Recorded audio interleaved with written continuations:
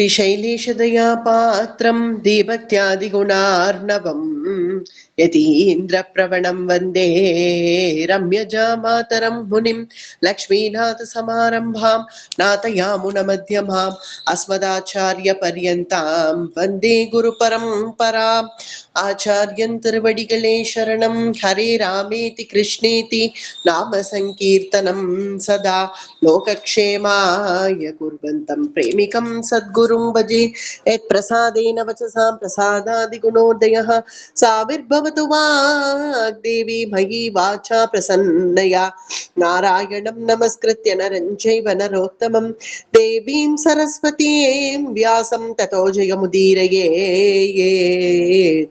कूजन्तं राम रामेति मधुरं मधुराक्षरम् आरुह्य कविताशाखां वन्दे वाल्मीकिकोकिलं यत्र यत्र रघुनाथकीर्तनं तत्र तत्र कृतमस्तकाञ्जलिं बाष्पवारि परिपूर्णलोचनं मारुतिं नमत राक्षसान्तकं वेदवेद्ये परे पुंसि जाते दशरथात्मजे वेदप्राचेतसा तासीत् साक्षात् रामायणात्मना।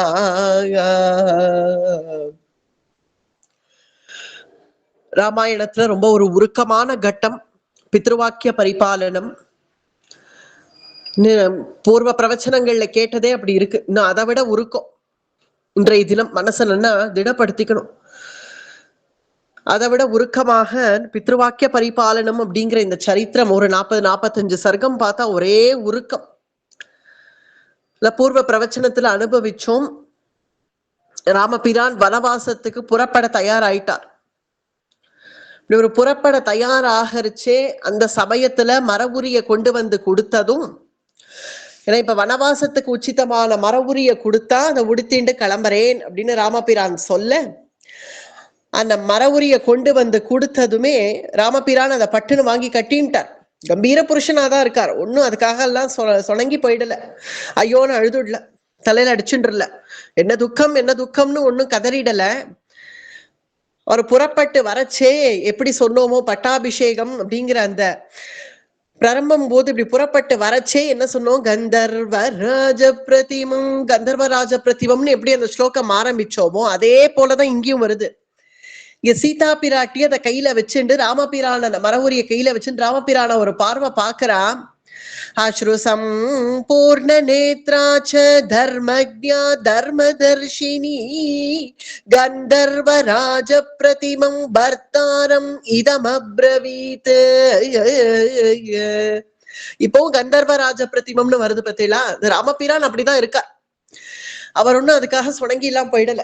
அப்ப பட்டாபிஷேகம்னு சொன்னப்போ எவ்வளவு காம்பீரியத்தோட இருந்தாரோ அதே காம்பீரியம் கொஞ்சம் கூட குறையாம, அதே சோபை கொஞ்சம் கூட இழந்துடாம அப்படி திடகாத்திரமா இருக்கக்கூடிய ராமபிரான். ஆனா சீதா பிராட்டிக்கு கண்கள்ல கண்ணீர் வந்துடுத்து இந்த மரமுரிய பார்த்ததும்னு சொன்னோம். அதை பார்த்து என்ன நினைக்கிறாள், இந்த ஜனகராஜகுமாரியான எனக்கு இதுவா, அல்லது சக்கரவர்த்தி திருமகனான உமக்கு வாக்கப்பட்ட எனக்கு இதுவா அப்படின்னு நினைச்சுட்டு அழறாளோ அப்படின்னு பார்த்தா அப்படி அழலியே அவள். எதுக்காக அழறா, கதம் நுச்சீரம் பக்னந்தி முனயோ வனவாசினஹா ஹிதிஹ்ய குஷலா சீதா சா முமோக முகுர் முகுஹு. வனவாசத்துல ரிஷி பத்தினிகள்லாம், அருந்ததி அனசூயை முதலிய ரிஷி பத்தினிகள்லாம் இதை எப்படி அணிஞ்சுப்பார்கள்ங்கிறது எனக்கு தெரியலையே. கதம் நு சீரம் பக்னந்தி முனையோ வனவாசினஹா.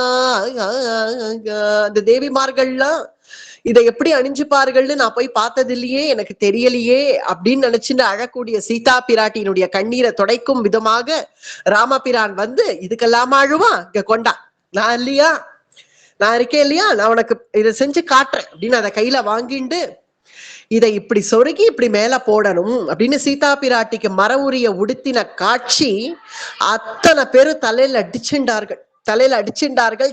இப்படியா நடக்கும், கொடுமை கொடுமைன்னு அத்தனை பேரும் அந்த அரசபையில இருக்கிற அத்தனை பேர்களும் தலையில அடிச்சுக்க, கிருத்வா கண்டே ஸ்மசாம் சீரமே காதா தாய பாணினா தஸ்தௌஹ்ய குஷலா தத்ர விரீடிதா ஜனகாத்மஜா. ஜனக ராஜகுமாரிக்கு இந்த நிலைமையா அப்படின்னு நினைச்சு அத்தனை பேரும் தலையில அடிச்சுக்க வசிஷ்டரே கலங்கினார். இந்த காட்சியை பார்த்து வசிஷ்டரே கலங்கி அங்க பார்த்து இது என்ன நடக்கிறது இந்த ராஜ்யத்துல, இப்படியா ஒரு அநீதி நடக்கும் இது வசிஷ்டரே கலங்கினது ஒரு பெரிய ஆச்சரியம். வசிஷ்டருங்கிறது எப்படின்னா அமைதி, ராமாயணத்துல இருக்கக்கூடிய அந்த அமைதி வசிஷ்டர் கிட்ட பார்த்துப்போம். அந்த அமைதி அவ்வளவு சாந்தமா இருக்கக்கூடிய வசிஷ்டரே கலங்கி இப்ப என்ன கேட்கிறார், என்ன இது கல்லா நம்ம ஹிருதயம் எல்லாம் இதை பார்த்துட்டு இப்படி இருக்கோமே, இந்த தேசத்தோட குலமகளுக்கு இந்த சக்கரவர்த்தி திருமகன் சக்கரவர்த்தி திருமகன் ராமபிரான்னா அவளுக்கு வாக்கப்பட்ட சீதா பிராட்டி யாரு? இந்த சக்கரவர்த்தி வம்சத்தினுடைய குலமகளான இவள் கையில கொண்டு போய் மரவுரிய கொடுத்துண்டு ராமனுக்கு தானே வனவாசம்னு ராஜா பிரதிஜை பண்ணார், ஒண்ணு சீதைக்கு இல்லையே. நான் சீதைக்கு பட்டாபிஷேகம் பண்றேன், ஏதாவது ஒரு காரியத்தால இந்த புருஷனை விட்டு ராஜ்யம் விலகுமாகில் அது இனி அவனுடைய பத்தினி ஆளலாம் அப்படிங்கிற ஒரு தர்மத்தை கையில எடுத்துண்டு இனி நான் சீதைக்கு பட்டாபிஷேகம் பண்றேன், சீதை ராஜ்யத்தை ஆளட்டம் அப்படின்னு வசிஷ்டர். யாருக்குதான் இஷ்டம் ராம வனவாசத்துல? அதனால வசிஷ்டர் தன் பட்சம் சொல்றச்சே சீதா பிராட்டிக்கு ஒரு பயம் வந்துடுது. எங்க நம்மள உட்கார வச்சு பட்டாபிஷேகம் பண்ணிட போறாளே, ராமர்கிட்ட நம்மள பிரிச்சுட போறாளே, இப்படி பட்டாபிஷேகம் பண்ண என்ன வசிஷ்டரே சொல்லிட்டாருன்னு தசரதர் அதுதான் சரி அப்படியே செஞ்சுடுவோம்னு சொல்லிட்டாருன்னா, ராமரும் பித்ருவாக்கிய பரிபாலனம் தானே இப்ப புறப்படுறாரு. அப்பா சொல்லிட்டாரு, நீ சீத்தையே நீங்க இருந்து ராஜ்யத்தை ஆளு, நான் போயிட்டு வந்துடுறேன் வனவாசத்துக்குன்னு கிளம்பிட போறாரே அப்படிங்கிற பயத்துல தான் இங்க இருக்கிறதே கண்ணுக்கு தெரிய வேண்டாம்னு ஓடி போய் ராமபிரானுடைய பின்னாடி போய் ஒழிஞ்சுட்டான்.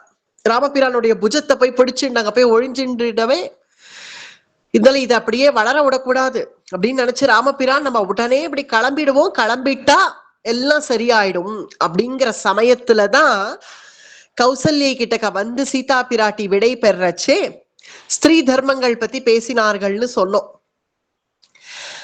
ராமனை சுட சுட ஒரு வார்த்தை பேசிடாத, அங்க போய் வனவாசத்துக்கு போனா தெரியும் அதனுடைய கஷ்டம், ஆனா நீ இப்ப அந்த கஷ்டத்தெல்லாம் உனக்கு தெரியுமா இல்லைன்னு எனக்கு தெரியலம்மா, நீ இப்படி புறப்பட்டு கிளம்பறியே ராமன் பின்னாடியே தான் போவேன்னு இப்ப வசிஷ்டர் ஒரு ஏதாவது ஒரு சான்ஸ் கிடைச்சா இங்க இருந்துடலாம்னு தானே எல்லாரும் நினைப்பா. அப்படி இருக்கிறச்சே வசிஷ்டர் எவ்வளவு பெரிய ஒரு தர்ம சூக்ஷ்மம் சொன்னார், இப்போ சீதை ராஜ்யத்தையே ஆள முடியும்னு. அப்படி இருக்கிறச்சே அந்த ஒரு தர்ம சூக்ஷ்மத்தை வச்சு நீங்க இருந்துடலாம் அப்படிங்கிற ஒரு வியாஜம் கிடைச்ச போதிலும் ராமர் பின்னாடியே போய் ஒழிஞ்சுக்கிறான். ராமர் இருக்கிற இடத்துக்கு தான் நான் போவேன்னு போறா. இதெல்லாம் பார்த்த கௌசல்யே அங்க வனவாசத்துல கஷ்டப்படுறச்சே எப்படியும் ஒரு 4 வார்த்தை சரளமா வரும் தான், கோபத்துல ஒரு 4 வார்த்தை வரும் தான். அப்படி கோபத்துல ஒரு சுட சுட வார்த்தை சொல்லிடாதே அப்படின்னு கௌசல்யை சொல்றச்சே,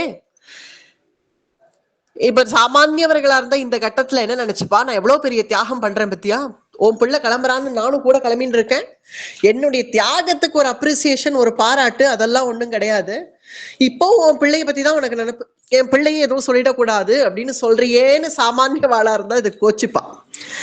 ஆனா சீதா பிராட்டி, அதுதான் சீதா பிராட்டியினுடைய காம்பீரியம், ராமபிரானை விட ஒரு படி மேலன்னு சொன்னோம் சீதாதேவியினுடைய காம்பீரியம். இன்னைக்குமே சீதா பிராட்டி தன்னுடைய தன்மானத்தையும் விட்டு கொடுக்க மாட்டா, கௌரவத்தை, பிராட்டிங்கிற கௌரவம் இருக்கு இல்லையா அவளுக்கு, அந்த கௌரவத்தையும் விட்டு கொடுக்காம அதே சமயம் கௌசல்யை தன்னுடைய மாமியார் அப்படிங்கிறதுனால அந்த ஸ்தானத்துல அவள் இருக்கிறதுனால அவளுடைய மனசும் கஷ்டப்படாம எப்படி பேசணும்னு இங்க கத்துக்கணும் சீதா பிராட்டி கிட்டேந்து. என்ன சொல்றாள், நா தந்திரி வாத்தியதே வீணா நா சக்ரோ வித்யதே ரதஹ நா பதிஹி சுகமேதேத யாஸ்யாதபி சதாத்மஜா. எப்படி ஒரு வீணை தனியா இயங்க முடியாதோ அது போல பர்த்தா இல்லாம அப்படி தனியா இயங்கிட முடியுமா? எப்படி ரதம் மட்டும் இருந்தா கிளம்பிடுமா, அதுக்கு ரத சக்கரம் வேண்டாமா? அது போல ஒவ்வொரு ஸ்திரீக்கும் அவனுடைய பர்த்தா கூடவே இருக்கணும் அப்படிங்கறத நான் நல்லா புரிஞ்சுட்டு இருக்கேம்மா. அது மட்டும் இல்லாம ஒரு சனாதன தர்மத்தை இங்க சொல்றாள் சீதா பிராட்டி. எப்போதுமே நம்ம தாயார் எப்படி இருக்காளோ, நம்மளுடைய மாமியார் எப்படி இருக்காளோ, அதை பார்த்து நமக்கு சம்ஸ்காரங்கள் வரும் அப்படின்னு நமக்கு ராமாயணம் சொல்றது. ஏன்னா யாக்ஞவல்க ஸ்மிருதியில 4வது அத்தியாயத்துல 5வது ஸ்லோகத்துல வாசத்தெளிச்சு ஸ்திரீகள் கோலம் போடணும்னு சொல்லியிருக்கா. அதனால நான் வாசத்தெளிச்சு கோலம் போடுறேன் அப்படின்னு எந்த ஸ்திரீகளும் அங்க கிளம்பல. எல்லா ஸ்திரீகளும் என்ன பண்றா, என் அம்மா இப்படிதான் கோலம் போடுவா, அதனால நானும் கோலம் போடுறேன். என் மாமியார் இப்படிதான் போடுவா, நான் போடுறேன். நம்முடைய அம்மாக்கு ஏன் அம்மா இப்படி போடுவா பாத்திருக்கேன், அதனால நான் போடுறேன். அவ அம்மா ஏன் அம்மா இப்படி போடுவா, என் பாட்டி இப்படி போடுவா, நான் போடுறேன். இப்படியே தானே வந்திருக்கு. பெரியவர்கள் அனுஷ்டிச்ச தர்மங்கள் அப்படியே வரும். புருஷர்களுக்கு அனுஷ்டானம், பகவத் திருவாராதனம், இதெல்லாம் சம்ஸ்காரம், சிஷ்டாச்சாரம் அப்படின்னு வரது போல ஸ்திரீகளுக்கு கிரக காரியங்கள் இதெல்லாமே பகவத் திருவாராதனத்துல வர பிரக்கிரியைகள் தான். காலமே எழுந்தா வாசத்தளிக்கணும், கோலம் போடணும்னா இப்ப சயின்டிபிக்கா சொன்னா எல்லாருக்கும் பிடிக்கும். என்ன பிடிக்கும்? காலமே விடியற் காலத்தால 4 மணிக்கு எழுந்து வாசல்ல ஜலம் தெளிச்சா, மஞ்சளோ சாணியோ போட்டு அந்த ஜலத்தை தெளிச்சா வாசல்ல இந்த ஓசோன் லேயரா, அது என்னது, ஓசோன் லேயர், அந்த ஓசோன் லேயர் அது மேல வர காற்று நம்ம மேல படுறச்சே அது நம்மளுடைய சுவாசத்திற்கு நல்லது அப்படின்னு சயின்டிபிக்கா சொன்னா நம்ம எல்லாம் ஒத்துப்போம். சரி அப்படின்னு ஒத்துப்போம். ஆனா அந்த சயின்டிபிக்கா சொன்ன யாரு கடைபிடிக்கிறாங்கிறதையும் பார்க்கணும். அந்த சயின்டிபிக்கா சொன்னதுனால எல்லாரும் நாளையில இருந்தே 4 மணிக்கு எழுந்துற போறோமா, இல்ல 3 மணிக்கு எழுந்துற போறோமா? கிடையாது. பிரம்ம முகூர்த்தத்துல எழுந்துற போறோமா? இல்ல. ஆனால் ஒண்ணு வேணா நிச்சயம், நம்மளுடைய அப்பாவோ நம்ம தாத்தாவோ அல்லது நம்ம அம்மாவோ பாட்டியோ இப்படி எல்லாம் எழுந்திருந்தா அந்த சம்ஸ்காரங்கள் அப்படியே வந்துடும். விடியற்காலத்துல விடியற்காலமே எழுந்து என்னுடைய தாயார் என்னுடைய பாட்டி வரலாம் கோலம் போடுவா, அதனால நானும் போடுறேன் அப்படின்னு எழுந்து வரதுதான், அதுக்கு பேரு தான் சனாதனம். ஏன்னா இங்க சீதா அதை சொல்றா, அதனாலதான் இதை சொல்லணும்னு எடுத்துட்டேன் அடியே. இங்க சீதா என்ன சொல்றா, இங்க போற இடமெல்லாம் வருது, இந்த ஸ்லோகங்கள் என்ன வருது, வனவாசத்துல ஒரு அரச விருட்சத்தை பார்த்தாலே சீதாதேவி பிரதட்சணம் பண்றா, அந்த அரச விருட்சத்துக்கு ஒரு பூஜை பண்றா அப்படின்னு எல்லாம் வருது ஸ்லோகத்துல. அரச விருட்சத்தை பார்த்தா அப்படி பிரதட்சணம் பண்ணணும், அஸ்வந்த விருட்சத்தை பார்த்தா பிரதட்சணம் பண்ணணும் அப்படிங்கிறது எப்படி சீதைக்கு தெரியும்? ஏன் அம்மா பண்ணா. சீதாதேவியினுடைய அம்மா பேரு சுனைனா, என்னுடைய அம்மா பண்ணா. அவ அம்மா எப்படி பண்ணா? ஏன் அம்மா பண்ணா. அவ அம்மா எப்படி பண்ணா? ஏன் பாட்டி பண்ணா, ஏன் அம்மா பண்ணா. இதுதான் சனாதனம். அப்ப சீதாதேவி தான் இதை ஆரம்பிச்சாளான்னு பார்த்தா விருட்ச பூஜையை சீதாதேவி தான் ஆரம்பிச்சாளான்னு இல்ல, அதுக்கும் முன்னாடி. பின்ன எங்கேருந்து ஆரம்பிச்சதுன்னா தெரியவே தெரியாது. அதுதான் சனாதன தர்மம். அவரவர்களுடைய தர்மத்தை அப்படியே கடைபிடிச்சு வந்து வழி வழியா வரது சனாதன தர்மம்னு அதுக்கு பேர். அவ்வளவுதான். சனாதன தர்மம்னா ஏதோ இப்போ ஒரு கெட்ட வார்த்தை மாதிரி அதை ப்ரொஜெக்ட் பண்ண வேண்டாம். சனாதன தர்மம்ங்கிறது இதுதான். அவரவர்கள் செய்த கடமைகளை, நம்மளுடைய முன்னோர்கள் பண்ண கடமைகளை நம்ம அப்படியே வழி வழியா பண்ணி கொண்டு வரதுதான் சனாதன தர்மம் அப்படின்னு நமக்கு வந்திருக்கு இல்லையோ. அடியன் அப்பா கொஞ்சம் அந்த வீடியோ ஆஃப் பண்ணிக்கோங்க. அடியன் அப்பாவுடைய ஐடி தான், அடியன் தகப்பனாருடைய ஐடி. இந்த வீடியோ கொஞ்சம் ஆஃப் பண்ணிட்டா நல்லது. அடி இந்த வழி வழியா வரது இந்த சனாதன தர்மம் அப்படிங்கிறது நமக்கு ராமாயணம் இந்த இடத்துல நமக்கு காட்டுறது, இந்த கட்டத்துல நமக்கு காட்டுறது. அததான் இங்க சீதா பிராட்டி என்ன சொல்றாள், மிதம் ததாதி ஹி பிதா மிதம் ப்ராதா மிதம் சுதஹ அமிதஸ்ய தூ தாதாரம் பர்த்தாரம் கான பூஜயேத் சாஹமேவம் கதா ஸ்ரேஷ்டா ஸ்ருத தர்ம பராவரா ஆர்யே கிம வமன்யேயம் ஸ்திரியா பர்த்தா ஹி தெய்வதோ. எனக்கு சனாதனமான சிஷ்டாச்சாரம் தானம்மா எனக்கு வரும் அப்படின்னு தன்னுடைய கண்ணியம் குறையாம எப்படி சீதா பிராட்டி இங்க பேசுறான்னு பாக்கணும். ஏன்னா கௌசல்யா மாதா கிட்ட என்ன பேசுறாள், நீங்க எப்படி இருக்கேங்கிறத நான் பாத்துட்டேன் இல்லையா, அதே போல என்னுடைய தாயார் எப்படி இருந்தா அப்படிங்கறத நான் பாத்துட்டேன் இல்லையா, அதனால உங்க 2 பேர் போலதானே எனக்கு தர்மங்கள் வரும். எனக்கு என்ன வேற அந்நியதா வேற தர்மங்கள் எனக்கு வந்துட போறதா, அதனால நான் ஏன் கைவிட போறேன் அவரை நான் ஏன் சுட ஒரு வார்த்தைகள் இன்சல்ட், ஏதாவது இங்க கௌசல்யை மீன் பண்ணது இன்சல்ட். அதுக்குன்னு கோபமே வரக்கூடாது பேசக்கூடாதுன்னு இல்ல, அப்படி இருக்கவும் முடியாது. இப்ப கொஞ்சம் முன்னாடி பூர்வ சர்க்கத்துலதான் பார்த்தோம், பரிச்சக்ஷ்வேஸ்வ ராகவம்னு பார்த்தோம். கோச்சிண்டாள் சீதா பிராட்டி, தூக்கி எறிஞ்சு பேசினாள் ராமபிரான. அதுவும் அபிமானாச்ச, பிரணயாச்ச அபிமானாச்ச, அபிமானத்தினால தூக்கி எறிஞ்சு பேசினாள் அப்படின்னு வந்துதா இல்லையா? அதனால தூக்கி எறிஞ்சு பேசுறதுங்கிறது அவருடைய க்ஷேமத்துக்காக தான். அதை இங்க மீன் பண்ணல. அதாவது இன்சல்ட், ஏதாவது ஆமா கல்யாணம் பண்ணிட்டோம் இங்க வந்து கிடக்கும் அப்படிங்கிற மாதிரியான ஒரு இன்சல்ட். ஏற்கனவே கஷ்டத்துல இருக்கிற சமயத்துல அந்த இன்சல்ட் பண்றது அப்படிங்கறதெல்லாம் நம்முடைய குலத்துல வேற யாராவது அந்த மாதிரி செஞ்சிருந்தா நமக்கு அந்த மாதிரி வரும். இவா பண்ணா பத்தியா, அந்த ஞாபகம் வச்சுட்டு நம்ம ஏன் பண்ணக்கூடாது அப்படின்னு கூட தோணும். ஆனா நான் உங்களை பார்க்கலையா, என்னுடைய தாயார பார்க்கலையா, எங்கேயாவது கனவுல கூட நீங்க நினைச்சிருக்கேளா உங்க பர்த்தாவை கஷ்ட திசையில இன்சல்ட் பண்றதுங்கிறது? அப்ப நான் மட்டும் ஏன் அதை செய்ய போறேன்? உங்களை பார்த்தே எப்படி இருக்கணும், எப்படி ஸ்திரீ தர்மம்ங்கிறத நான் புரிஞ்சுனுட்டேம்மா, ஸ்திரீ தர்மம் அப்படின்னு சீதா பிராட்டி பதில் சொன்ன ஒரு அழகு. பிறகு சுமித்ரா அம்மா கிளம்புங்கள் அப்படின்னு எல்லாருக்கும் விடை கொடுக்கிறா. லக்ஷ்மணனுக்கு விசேஷமா சொல்ற, கிளம்பிடு, ராமம் தசரதம் வித்தி மாம் வித்தி ஜனகாத்மஜாம் அயோத்தியா மடவீம் வித்தி கச்சதாத யதா சுகம். ராமன் பின்னாடி கிளம்பு, அவனுக்காக கைங்கரியம் பண்றதுக்காகவே நான் உன்னை பெற்றேன் அப்படின்னு சுமித்ரா அம்மா சொல்லி லக்ஷ்மணனை கலப்பற ஒரு அழகு. கச்ச கச்சன்னு துரத்துறாளாம், கிளம்பு அப்படின்னு துரத்துறாளாம் சுமித்ர. பிறகு ராமபிரான் நான் விடையும் கொண்டேன்னு கிளம்பிட்டார்.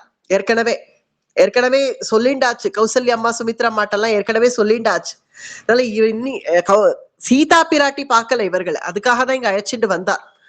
பிறகு கிளம்பிட்டார். இனி நான் கிளம்புறேன் அப்படின்னு கிளம்புற சமயத்துல இந்த 3 மாதாக்களையும் பார்த்து சொல்றார் ராமபிரான், என்னுடைய சொந்த அம்மா தானே அப்படிங்கிற அபிமானத்தினால ஏதாவது என்ன அறியாம நான் ஏதாவது ஒரு சில வார்த்தைகள் பேசியிருந்தேனாகில் அதெல்லாம் க்ஷமித்தருளனும், என்னை பத்தி தித்திக்க நினைக்கணும் அப்படின்னு சொன்னதும் இன்னும் கதறார்கள். அங்க அரண்மனையில இருக்கிறவர்கள் எல்லாம் இப்படி ராமபிரான் பேச இன்னும் கதறார்கள். அதனால நம்ம இனிமே பேச்ச வளர்க்க வேண்டாம் நினைச்சு, ஏன்னா அப்பதான் பிரக்ஞை வந்தது தசரதருக்கு. ஏன்னா வசிஷ்டர் இந்த மாதிரி எல்லாம் பேசறச்சேதான் கொஞ்சம் அப்படியே மூர்ச்சியாய் கீழே விழறார் தசரதர்.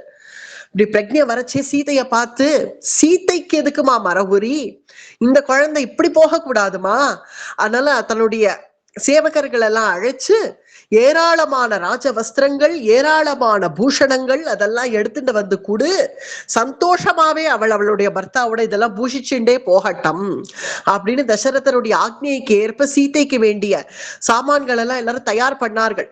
அதை கொண்டு வந்து தசரதர் கொடுக்கிறார் சீத்தை கிட்ட, வாங்கிக்கோமா, இதெல்லாம் வாங்கிக்காம இப்படி போகாதமா, மரவுரிய கட்டின்னு இப்படி போகாத, வாங்கிக்கோ அப்படின்னு தசரதர் சொல்ல, வாங்கிக்கிறேன். ஏன்னா அவரை இன்சல்ட் பண்ணக்கூடாது இல்லையா? இப்பதானே சொன்னா, நான் எதுக்கு இன்சல்ட் பண்ண போறேன் கஷ்ட திசையிலன்னு கேட்கிறாள். அதெல்லாம் எனக்கு கொண்டு வேண்டாம் அப்படிங்கிறதுக்கு பேர் தான் இன்சல்ட். இவ்வளவு கஷ்ட திசையில ஒரு தகப்பனார் ஸ்தானம் அவர் கொண்டு வந்து கொடுக்கிறார் அப்படிங்கறச்சு இதெல்லாம் வேண்டான்னு உதறிட்டு போறது எவ்வளவு பெரிய ஒரு மன கிளேசத்தை உண்டாக்கும்.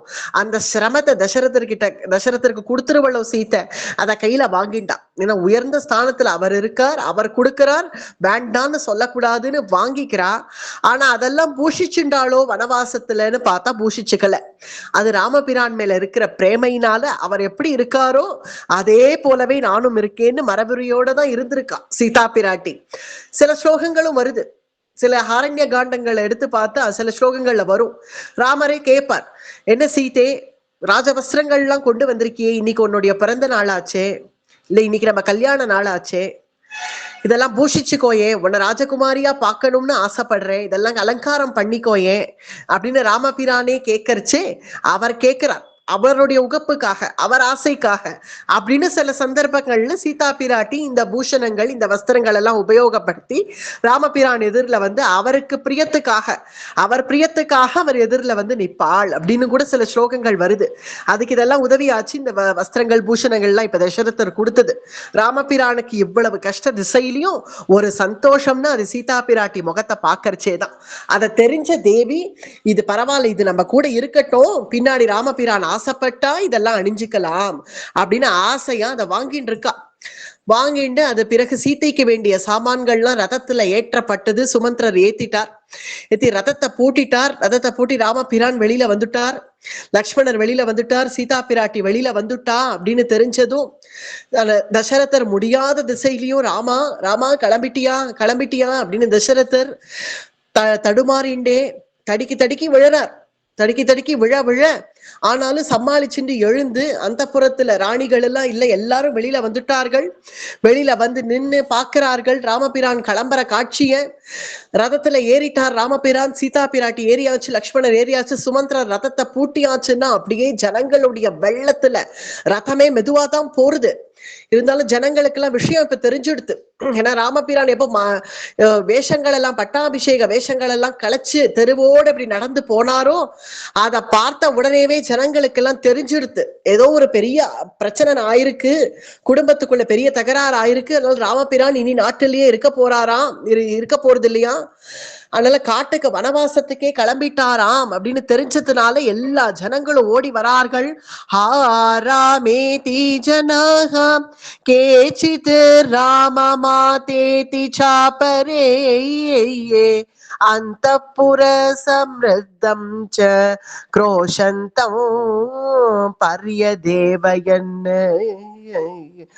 ராமா ராமா ராமா அப்படின்னு எல்லாரும் ஓடி வரார்கள். எல்லார் வாயிலையும் ராமா ராமாங்கிற அந்த ஒரு நாமம் தான் வருது. அத்தனை பேரும் ஓடுறார்கள், ஓடி வரார்கள். ஜனங்கள் எல்லாம் வரார்கள். சுமந்திரரை பார்த்து சொல்றார்கள், ஐயா மெதுவா ஓட்டுமையா, ரதத்தை மெதுவா ஓட்டுங்கள், இப்படி ரதத்தை ஓட்டிட்டு ஓடிடாதீர்கள், இனி எங்களுக்கு நம்பிக்கை இல்ல, இனி நம்பிக்கை இல்ல, ராமர் வர வரைக்கும் இனி உயிரை வச்சு போங்கிற நம்பிக்கை எங்களுக்கு இல்ல, அதனால மெதுவா ஓட்டுங்கள், நாங்க அந்த பிரபுனுடைய முகத்தை பார்த்துடுறோம். ராமேதி ஜனகா அப்படிலாம் ஜனங்கள் கத்திண்டு வரச்சே ராமபிரான் இந்த காட்சியை பாக்குறார். பார்த்தா எப்படி இருக்கா அந்த காட்சி, எங்கேயோ தாத்தா ஒரு பக்கம், பாட்டி ஒரு பக்கம், பிள்ளை ஒரு பக்கம், நாட்டு பெண் ஒரு பக்கம், பொண்ணு ஒரு பக்கம், மாப்பிள்ளை ஒரு பக்கம், அந்த குழந்தைகள் ஒரு பக்கம், சகோதரன் ஒரு பக்கம், சகோதரி ஒரு பக்கம்னு அப்படியே ஸ்கேட்டர் ஆகி யாரு யாரு குழந்தைகள் எங்கெங்க போச்சு, குழந்தைகள்லாம் க்ஷேமமா இருக்கான்னு கூட தெரியாம அப்படி ஜன சமுத்திரம் வந்து மோத எல்லாருமா அங்கேயும் இங்குமா ஓட என்ன பண்றதுன்னு புரியாம பிடிச்ச நிலையில எல்லாரும் தலையில அடிச்சுக்கிறார்கள். சில பேர் கண்ணீர் விடுறார்கள், சில பேர் ராமர் கிளம்புறத பார்த்து மூர்ச்சையாகி விழறார்கள். எல்லாருமா சேர்ந்து கத்துன்னு கத்த இது என்ன நடக்கிறது, நம்ம எல்லாம் பிரபு நம்மளுடைய நாதன் நம்மளை விட்டுட்டு கிளம்புறாரே. திருஷ்டுமா சஞ்சோதயாமாச சீக்கிரம் யாஹீதி சாரதியும். சாரதியை பார்த்து சுமந்திரரை பார்த்து ராமபிரான் சீக்கிரம் ஓட்டுங்கள், பார்க்க முடியல இந்த காட்சியெல்லாம், சீக்கிரம் ஓட்டுங்கள் அப்படின்னு ராமபிரான் சொல்ல, ஆனா ஜனங்களோ நிறுத்துங்கள், ரதத்தை ஓட்டாதீர்கள், நிறுத்துங்கள், ஒரு தடவை பார்த்துடுறோம் பிரபுனுடைய, ஒரு நிமிஷம் இருப்பா ஓட்டாதப்பா அப்படின்னு ஜனங்கள்லாம் வந்து மொய்க்க, அங்க திடீர்னு கௌசல்யினுடைய குரல் கேட்கறது. கௌசல்யை ரெண்டு கையும் தூக்கிண்டு மேலையும் கீழியுமா குதிக்கிறாளாம். ராமரையும் சீத்தையும் லக்ஷ்மணனும் கிளம்புற காட்சிய பார்க்க முடியாம ராம லக்ஷ்மண சீதார்த்தம் ஸ்ரீவந்தி வாரி நேத்ரஜௌ அசக்ருத் பிரேக்ஷதா சதாம் நிருத்யந்தீமிவ மாதரௌ. சீதே லக்ஷ்மணா ராமா அப்படின்னு கைய தூக்கிண்டு கௌசல்யை குதின்னு குதிக்க, போகாதீங்கோ அப்படின்னு கௌசல்யை குதிக்க, ராம லக்ஷ்மண சீதார்த்தம் ஸ்ரவந்தீம் வாரி நேத்ரஜௌ. என்ன அம்மாவனுடைய குரல் கேட்கறது அப்படின்னு ராமபிரான் இப்படி திரும்பி பார்க்கிறார். நிருத்யந்தீமிவ மாதரம். பார்த்தா கௌசல்யை குதிக்கிறாளாம், நிக்க கூட முடியாம, உட்காரவும் முடியாம, இப்படி எழுந்து கீழே உட்காந்து மேல எழுந்து இப்படி குதிக்கிற கௌசல்யை பார்த்து, என்ன அம்மா இப்படி இருக்காளே, கிளம்பறச்சே இந்த கதியில எதுக்காக மறுபடியும் விடயம் கொண்டேன்னு கிளம்பின பிறகு மறுபடியும் எதுக்கு தசரதரை பார்க்க வந்தாருங்கிறது ரெண்டு காரணம். ஒண்ணு, சீதையும் என் கூட வரேன்னு சொன்னா, லக்ஷ்மணனும் வரேன்னு சொன்னா, இவா ரெண்டு பேரையும் நான் அனுமதிச்சுட்டேன், என் கூட வரார்கள் அப்படின்னு சொல்லி அழைச்சிட்டு போகணும், அது ஒண்ணு. ரெண்டாவது காரணம், எங்க அம்மா கௌசல்ய ஒரு பாபமும் அறியாதவள், அவளுக்கு ஒன்னும் தெரியாது, இத்தனை நாட்கள் உங்களுடைய அனுகிரகத்தினால ஏதோ அவளுக்கு தெரிஞ்சதெல்லாம் நீங்க, பிறகு நான், அவ்வளவுதான். நம்மளை தவிர வேற ஒன்னும் தெரியாது அவளுக்கு. அவளை பத்திரமா பாத்துக்கோங்க, என் கௌசல்யா அம்மாவை பத்திரமா பாத்துக்கோங்க அப்படின்னு அப்பா கிட்ட சொல்லிட்டு கிளம்பணும்ட்டு தான் ராமபிரான் வந்தார், சொன்னார். இத சொல்லிட்டு கிளம்புற திசையில அப்பாட்ட சொல்லிட்டு வந்தோமே, அம்மா கௌசல்யை பாத்துக்கோன்னு சொல்லிட்டு வந்தோமே, இப்படி அம்மா கதர்னாலே எங்க அப்பா எங்க அப்படின்னு இப்படி திரும்பி பாக்குறார் ராமபிரான். மாதுஷ்ச சகிதும் சக்தஸ்தோஹம் த்ரைர்நுன்ன இவத்விபஹா நஹி தத் புருஷ வியாக்ரோ துக்கஜம் தர்ஷனம் பிதுஹு.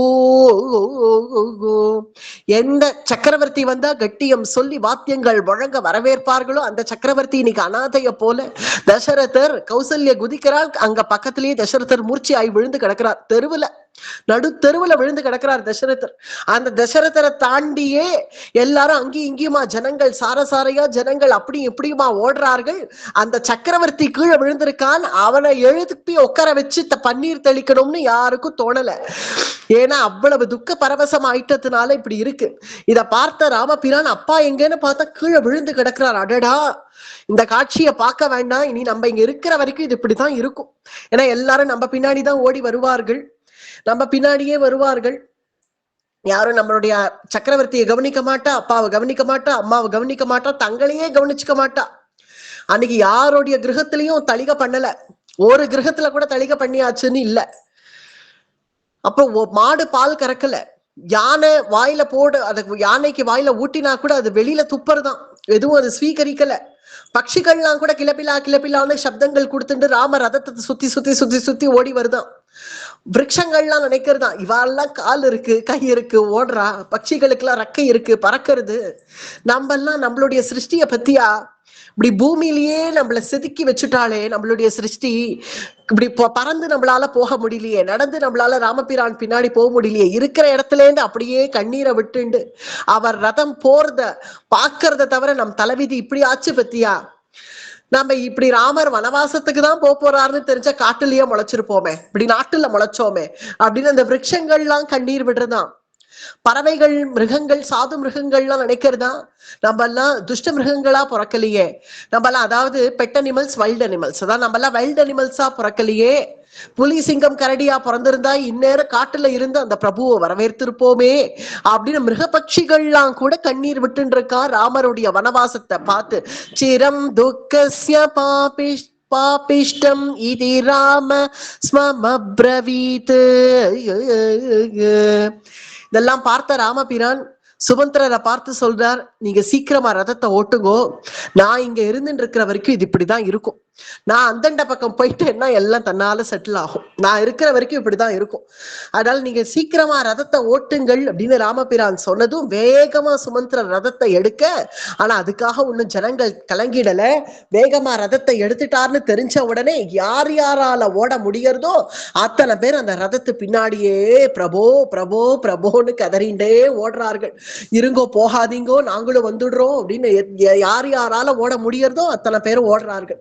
பின்னாடியே இந்த ராம ரதத்து பின்னாடியே எல்லாரும் ஓட, சரி இத்தனை பேர் தடுத்தும் ராமரை தடுக்க முடியலையேன்னு தமசா நதி நாம் வேணா தடுத்து பார்ப்போம் அப்படின்னு தமசா நதி நடுவுல பூந்து பாயிராளாம். வெள்ளமாக வந்து பிரவாகமாக வந்து தமசா நதி ராமபிரானுடைய ரதத்தினுடைய முன்னாடி தமசா நதி வந்து பாய, உடனே தமசா நதி தீரத்துல ராமபிரான் முகாம் போட்டுட்டார், நிறுத்திட்டார் ரதத்தை. நிறுத்தி அங்க ராமபிரான் ரதத்திலேருந்து இறங்கினார். அங்க ஜனங்கள் எல்லாம் பார்த்து பேசி, எல்லாரும் உட்காருங்கோ, எவ்வளவு களைச்சு இருக்கேள் பாருங்கோ, எல்லாரும் உட்காருங்கோ, எல்லாரும் உட்காருங்கோன்னு எல்லாரையும் உட்கார வச்சு ஆஸ்வாசப்படுத்தி பிறகு ராமபிரான், இங்க பாருங்கள், இங்க ஒரு பிரிய ஜனங்கள் பந்துக்கள் யாராவது இந்த மாதிரி வனவாசம்னு புறப்பட்டு போனா ஆத்தங்கரை வரைக்கும் கொண்டு விடுறதுங்கிறது ஒரு மரியாதை. அந்த மரியாதையை நீங்கள் எனக்கு காண்பிச்சாச்சு போறோம். இனி நீங்கள் திரும்புங்கள்ப்பா, ராஜ்யத்துக்கு திரும்புங்கள், பரதனை ராஜ்யம் ஆள விடுங்கள். இப்ப அடுத்தது ராஜா பரதன், அவனை போய் ஆசிரியிச்சு உங்களுடைய கர்த்தவியத்தை செய்யுங்கள், உங்க கடமையை செய்யுங்கள், இதுக்காக என் பின்னாடி நீங்கள் எல்லாம் இப்படி ஓடி வரணுங்கிற அவசியம் இல்லை அப்படின்னு ராமபிரான் சொல்ல. ஆனால் அதெல்லாம் கேட்பார்களோ இந்த ஜனங்கள்? இந்த ஜனங்கள் அதை எதையும் காதுல வாங்காம அதெல்லாம் முடியாது, நாங்க கிளம்ப முடியாது அப்படிங்கிற ரீதியில ராமபிரான் சொன்ன வார்த்தைகளை கூட கவனிக்காம அப்படியே ஜனங்கள் ராமபிரானுடைய திருவடி சாயையில அப்படி அமர்ந்துட்டார்கள் அப்படின்னு பிரபுவனுடைய நிலைமை இங்க இது. அங்க தசரதர் கீழே விழுந்தார் இல்லையா, கீழே மூர்ச்சையாய் கீழே விழுந்தார் இல்லையா. மூர்ச்சையாய் கீழே விழுந்த தசரதருக்கு கொஞ்சம் யாரோ வந்து தண்ணீர்லாம் தெளிச்சு, இது என்னது, இது ராஜாவா, நம்ம ராஜா தெருவுல விழுந்து கிடக்குறார் அப்படின்னு எல்லாரும் வந்து தண்ணீர் எல்லாம் தெளிச்சு, நான் எந்தெந்த ஜனங்களால ஓட முடிஞ்சுதோ ரதம் பின்னாடி அவர்கள்லாம் ஓடி போயாச்சு. யார் யாரால ஓட முடியலையோ பாக்கி பிரஜைகள் அவர்கள் இங்க இருக்கா.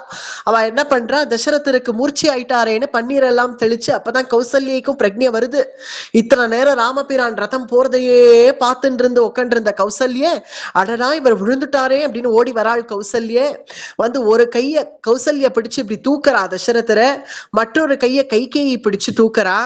கௌசல்யும் கைகேயுமா சேர்ந்து தசரதரை தூக்க, இப்படி யார் தன்னை பிடிச்சு தூக்குறான்னு இப்படி பாக்குறார் தசரதர். ஒரு பக்கம் கௌசல்யா, மற்றொரு பக்கம் பார்த்தா கைகேயி.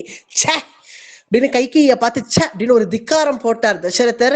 கைகேயி மாம காங்கானி மாஸ் பிராக்ஷீஹி பாப நிச்சயே நஹி த்வாம் திரஷ்டுமிச்சாமி ந பார்யா ந ச பாந்தவி. இப்ப திருப்தியா உனக்கு, சந்தோஷமா? ராமன் கிளம்பினதை பாத்துட்டியா? இப்ப இனிமே சந்தோஷமா உனக்கு, திருப்தியா? எத்தனை ஜனங்கள் அழுதா பத்தியா? உனக்கு ஈரம் இல்ல, உன் கண்ணுல கண்ணீர் வரல இல்ல உனக்கு? அத்தனை ஜனங்களையும் அழ விட்டு இந்த நாட்டையே ஒரு உலுக்கி போட்டுட்டியே, இப்படி பொய்ப்பறிவு காட்டுறியே என் மேல. இப்ப நான் விழுந்து கிடக்குறேன், இவ்வளவு நேரமா நான் எவ்வளவு நேரம் மூர்ச்சியாகி விழுந்தேன்னு கூட எனக்கு தெரியல. ஏன்னா அவனுடைய ரத்தம் கிளம்பி போயிடுது, அது போய் எவ்வளவு நேரம் ஆச்சு என்னன்னு எனக்கு ஒண்ணும் தெரியல. இந்த இடத்துல வர்ணனை எப்படி இருந்துதான், ஆச்சரியமான வர்ணனை, வால்மீகியினுடைய வர்ணனை. அப்படி அத்தனை ஜனசமுத்திரமும் வந்து அந்த ரதத்தை மோதரிச்சே, ராம ரதத்தை வந்து மோதரிச்சே, அப்படியே புழுதி கிளம்பித்தான். எங்க பார்த்தாலும் ஒரே புழுதிகள் அப்படியே கிளம்ப, அந்த புழுதி எப்படி செட்டில் டவுன் ஆச்சா, அந்த டஸ்ட் எப்படி செட்டில் டவுன் எப்படி ஆச்சா, அவன் அயோத்தியா வாசிகளுடைய கண்ணீரால அது அப்படியே அடங்கித்தான். அத்தனை பேர் கண்லயும் அவ்வளவு தாரதாரையா கண்ணீர் வந்ததுனால கிளம்பின அவ்வளவு புழுதியும் அவர்களுடைய கண்ணீரால அங்க அப்படியே சமநிலை அடைஞ்சது அப்படின்னு அந்த அளவுக்கு ஜனங்கள் கண்ணீரை சிந்திருக்கார்கள் அங்க ராம வனவாசத்தினால. அதெல்லாம் கேள்விப்பட்ட தசரதர் எத்தனை பேர்கள் எப்படி அழுதார்கள்னு ஒவ்வொருத்தரும் பேசிட்டு இருக்கா. ஆனா நீ பொய்ப்பறிவு என்கிட்டக்க வந்து காட்டுறியே, அவன் அந்தண்ட பக்கம் போனா என் நிலை இப்படி ஆயிடும்னு எவ்வளவு தடவை நான் உன்கிட்ட சொன்னேன். அப்பெல்லாம் விட்டுட்டு இப்ப வந்து என்ன நான் விழுந்து கிடக்குறேன், என்னை வந்து தூக்குறியே. சர்வ விதத்திலயும் சொல்றேன், நான் உனக்கு கைப்பிடிச்சவன் கிடையாது, நீ என்னுடைய பத்னி கிடையாது. இந்த நிமிஷம் நான் எல்லாத்தையும் விட்டாச்சு. உன் மேல இருந்த பரிவு எல்லாம் எனக்கு போச்சு. ந பாரியா நச்ச பாந்தவி, இனி நீ எனக்கு பாரியா இல்ல, எனக்கு உனக்கு எந்த பாத்தியத்தையும் இல்ல. இன்னொன்னு சொல்றேன், இப்ப எனக்கு காலகதி ஏற்பட்டா கூட உன்னுடைய புத்திரன் பரதன் போடுற பிண்டம் கூட என்னை வந்து அடைய வேண்டாம். உன்னுடைய புத்திரனோ நீயோ க்ஷேமமா இருக்கும். நீங்க ரெண்டு பேரும் எனக்கு சர்வ விதத்திலையும் எனக்கு பந்து இல்லை அப்படின்னு சொல்லி சபதம் பண்ணி கைகேய உதறி தள்ளினாள். பரதஸ்சேத் பிரதீதஹம் ஸ்யாத் ராஜ்யம் பிராப்யை ததவ்யயம். கூப்பிடுவோம் பிள்ளைய, பரதனை கூப்பிட்டு பட்டாபிஷேகம் பண்ணி க்ஷேமமா நீ கடை என்ன விடு அப்படின்னு தசரதர் கைய உதறி தள்ளி, பிறகு கௌசல்யை பார்த்து, கௌசல்ய அங்க இருக்கக்கூடிய சேவகர்கள் எல்லாம் அழைச்சு என்னை கொண்டு போய் கௌசல்யா அந்தப்புரத்துல விட்டுருங்கோ அப்படின்னு சொல்லிடவே கௌசல்யையும் சுமித்ரையும் வந்து தசரதரை கையை பிடிக்கிறார்கள். கௌசல்யாயா கிருஹம் சீக்கிரம் ராம மாதுஹு நயந்து மாம் நஹ்யன்யத்ர மமாஸ்வாசோ ஹிருதயஸ்ய பவிஷ்யதி. என்னுடைய கௌசல்யினுடைய கிரகம் இருக்கே, அங்க சீக்கிரமா என்னை கொண்டு போய் ராம மாதா அவளுடைய கிரகத்துல என்னை கொண்டு போய் விட்டுருங்கள். ராம மாதுஹு நயந்து மாம். இப்படி சொன்ன உடனே சேவகர்கள்லாம் ஜாக்கிரதையா சக்கரவர்த்திய பிடிச்சு அவரை தூக்கி அழைச்சிட்டு போய் கௌசல்யினுடைய அந்தப்புரத்துல கௌசல்யினுடைய படுக்கையில அங்க கொண்டு போய் அங்க விட்டுட்டார்கள். விட்டுட்டு எல்லாரும் போயிட்டார்கள். ஒரு பக்கம் சுமித்ர, ஒரு பக்கம் கௌசல்ய. வா 2 பேரும் இந்த சமயத்துல என்ன தூங்கிடுவார்களா, அசந்து தூங்கிடுவார்களா? அர்த்த ராத்திரி பாதி ராத்திரி ஆயிடுத்து. அர்த்த ராத்திரிக்கு எல்லாருக்கும் பிரக்ஞை வந்தது. மெதுவா தசரதருக்கு கொஞ்சம் பிரக்ஞை வந்தது. இத்தனை நேரம் துக்காக்கிராந்தமா இருந்ததுனால அப்படியே மூர்ச்சியாய் விழறார், எழுந்துக்கிறார், மூர்ச்சியாய் விழறார், எழுந்துக்கிறார். அர்த்தராத்திரே தசரதா கௌசல்யம் இதம் அப்ரவீத். அர்த்தராத்திரிக்கு பிரக்ஞை வந்து தசரதர் எழுந்துக்கிறார். எழுந்து கௌசல்யே கௌசல்யே அப்படின்னு அழைக்கிறார். இந்த கட்டத்துல இந்த ஸ்திதியில கௌசல்யே ஒண்ணு போய் தூங்கிடல. சரி ஏதோ சக்கரவர்த்தி அங்க படுத்துட்டார், நாமும் போய் படுத்துன்றோன்னு போய் அப்படி படுத்துன்ற முடியுமா? அப்படியா இருக்கு இப்ப கட்டம். கௌசல்யா எழுந்து வராள். என்ன கூப்பிட்டேளா அப்படின்னு எழுந்து வரா. கௌசல்யே, உன்னுடைய பவனத்துல ஏராளமான தீபங்கள் ஏத்தி வச்சிருப்பியேம்மா, இப்ப ஏன் எந்த தீபமும் ஏத்தி வைக்கல? ஏன் ராமன் கிளம்பிட்டாங்கிறதுக்காக விளக்கே ஏத்த வேணாம்னு முடிவு பண்ணிட்டியா அப்படின்னு தசரதர் கேட்டதும், இல்லையே, என்ன சொல்றேன், தீபங்கள் சர்வத்திர ஏத்தி இருக்கேன், எல்லா இடத்துலயும் தீபம் ஏத்தி வச்சிருக்கேனே. அந்தப்புறம் பூரா தீபம் எரியறதா எங்க அப்படின்னு இப்படி கண்ணை கசக்கிறார், இப்படி பாக்குறார். தீபம் ஏத்தி வச்சிருக்கா? ஆமா ஏத்தி வச்சிருக்கு. கௌசல்யே, நீ எங்க இருக்க? இங்க வா, எதிரில வா அப்படின்னு. உங்க எதிரில தான் நான் நிக்கிறேன், உங்க எதிரிலதான் நிக்க. கௌசல்யே, எனக்கு கண்ணு போயிடுத்து கௌசல்யே, கண்ணு தெரியல எனக்கு. நத்வாம் பஷ்யாமி கௌசல்யே சாது மாம் பாணினா ஸ்பிருஷா ராமம் மேனுகதா திருஷ்டிஹி அத்யாபி ந நிவர்த்ததே. கண்ணை திறக்கிறேங்கிற உணர்ச்சி மட்டும்தான் எனக்கு இருக்கு கௌசல்யே. என்ன சொல்றேன் நீங்க? பதறினாள் கௌசல்யே. நிஜமாவே வா, உங்களுக்கு கண்ணு தெரியல என்ன தொடு பார்க்கலாம், என்ன தொடு. எனக்கு என்ன கண்ணு மட்டும்தான் போச்சா, இல்ல உணர்ச்சியும் போயிடுதான்? எனக்கு ஒண்ணும் புரியலையே. எனக்கு அந்திம காலம் வந்துடுதா கௌசல்யே? நத்வாம் பஷ்யாமி கௌசல்யே சாது மாம் பாணினா ஸ்பிருஷா. கௌசல்யே, நான் என்ன கூப்பிடுவேன் நம்ம பிள்ளைய, நம்ம குழந்தைய? நான் என்னன்னு சொல்லி அழைப்பேன்? உனக்கு ஞாபகம் இருக்கா? நான் என்ன சொல்லி அழைப்பேன் நம்ம குழந்தைய? கண்மணி கண்மணின்னு அழைப்பேன் அப்படின்னு கௌசல்ய சொன்னதும், அப்ப கண்மணின்னு தானே அழைப்பேன். அந்த மணியோட என் கண்ணு போயிடுத்து கௌசல்யே, எனக்கு கண்ணு தெரியலையே. எப்ப அந்த குழந்தை அந்தண்ட பக்கம் போனானோ அவனோட சேர்ந்து என் திருஷ்டியும் போயிடுத்தே. என்ன அந்த தீபம் அணைஞ்சுடுத்தா? ராமனாகி அந்த தீபம் அணைஞ்சுடுத்தான? தீபம் அணையல, அது பிரகாசமா இருக்கு. ஏன்னா ஒருத்தருக்கு கண்ணு தெரியாம போயிடுச்சுன்னா சூரியனே இல்லைன்னு ஆயிடுமான்னு. சூரியன் இருக்கு, இவருக்கு கண்ணு தெரியல, அதுதான் விஷயம். அந்த தீபம் இருக்கு, பிரகாசமா அணையிறது, எரியறது எங்கேயோ ஒரு இடத்துல. ஆனால் எனக்கு தான் அந்த நேத்திர ஜோதி போயிடுத்து, எனக்கு மொத்தமா போயிடுத்து. எந்த ரூபத்தை கொண்டு நம்ம பகவானை அனுபவிக்க வேணுமோ அந்த பகவான் கிளம்பின பிறகு அந்த ரூபம் வியர்த்தமா போயிடுது. பெரியவாச்சான் பிள்ளை வியாக்கியானம் எப்படி பண்ணாரோ வியாக்கியானம். எப்போ அவர் அந்த பூர்ணத்தை அவர் புறப்பட்டு போன உடனே அந்த நேத்திர ஜோதி அவரோடவே போயிடுது, அந்த நேத்திர ஜோதி. அதனால இப்ப தசரதருக்கு திருஷ்டி தெரியாம இப்படி கடக்க இப்ப கேட்கிறார், ஏதோ எனக்கு கண்ணு தெரிஞ்சாலாவது கௌசல்யே ஓ முகத்தை பார்ப்பேன், ஓ முகத்தை பார்த்து ஏதோ ராமனுடைய முகஜாட உனக்கு இருக்கே அப்படின்னு நினைச்சு சந்தோஷப்பட்டுப்பேன். ஆனா இப்போ எனக்கு கண்ணும் போயிடுத்து. அதனால ராமனை லாலனை எத்தனை நாட்கள் லாலனை பண்ணிருக்க, ராமனை லாலனை பண்ண உன் கையால என தொடு. மாம் பாணினா ஸ்பிருஷா, பாணினான கைகள், உன் கைகளால என்னை தொடு கௌசல்யே. ராமனை லாலனை பண்ண கையால என்னை தொடு. தொட்டேன்னா ஏதோ ராமனே வந்து என்னை தொடர்றதாக நான் நினைச்சுக்கிறேன் அப்படின்னு தசரதர் சக்கரவர்த்தி அழுதுன்னு இருக்க. கௌசல்யை வந்து அப்படியே தசரதனுடைய உடம்ப இப்படி தடவி கொடுக்கிறாள். தடவி கொடுத்து எவ்வளவுதான் அடக்கணும்னு பாக்குறா. பீரிட்டு வருது புத்திர சோகம், என்ன பண்றது? அதனால இப்ப இவ்வளவு நேரம் அடக்கி வச்சுட்டு இருந்த கௌசல்யே அப்படி பீரிட்டு கண்ணீர் வர, அந்த கண்ணீருடைய திவிலைகள் வந்து தசரதர் மேல விழ, ஏன்னா கௌசல்ய முகத்தை இனிமே பார்க்க முடியாது, அவருக்கு தான் கண்ணு போயிடுத்த. பீரிட்டு வர அந்த கண்ணீர் வந்து அப்படியே தசரதனுடைய மேல விழ கௌசல்யையும் அழறாள்னு புரிஞ்சுட்டார். எப்படி அழாம இருப்பான், எப்படி அழாம இருப்பான்? எவ்வளவு செல்லமா, எவ்வளவு ஆசையா வளர்த்த பிள்ளை, அதுவும் எத்தனை நாட்கள் கழிச்சு பிறந்த பிள்ளை. எத்தனை வருஷம் கழிச்சு பிறந்த பிள்ளை, எப்படி அந்த துக்கம் இல்லாம இருக்கும்? கௌசல்யா அழாம எப்படி இருப்பா? சுகுமார சுந்தரனான அவனை இப்படி இழந்த தாயார் எப்படி இருப்பாங்கிறத அபிமானம் பண்ண முடியறது தசரதரால. அதனால கௌசல்யா அழாதுன்னு சொல்லறதுக்கு தைரியம் வரல. கௌசல்யை உணர்ந்த தசரதர் இன்னும் ஓன்னு கதறி அழறார். கதம் வத்ஸ்யந்தி கிருபணஹ பலமூலைஹ கிருதாசனாக. இப்படி உட்கார்ந்து துக்கத்தை அனுஷ்டிச்சுட்டு இருக்கக்கூடிய தசரதரையும் கௌசல்யையும் பார்த்து சுமித்ரை கொஞ்சம் விவேகியான சுமித்ரை கொஞ்சம் சமாதானம் பண்றாள்.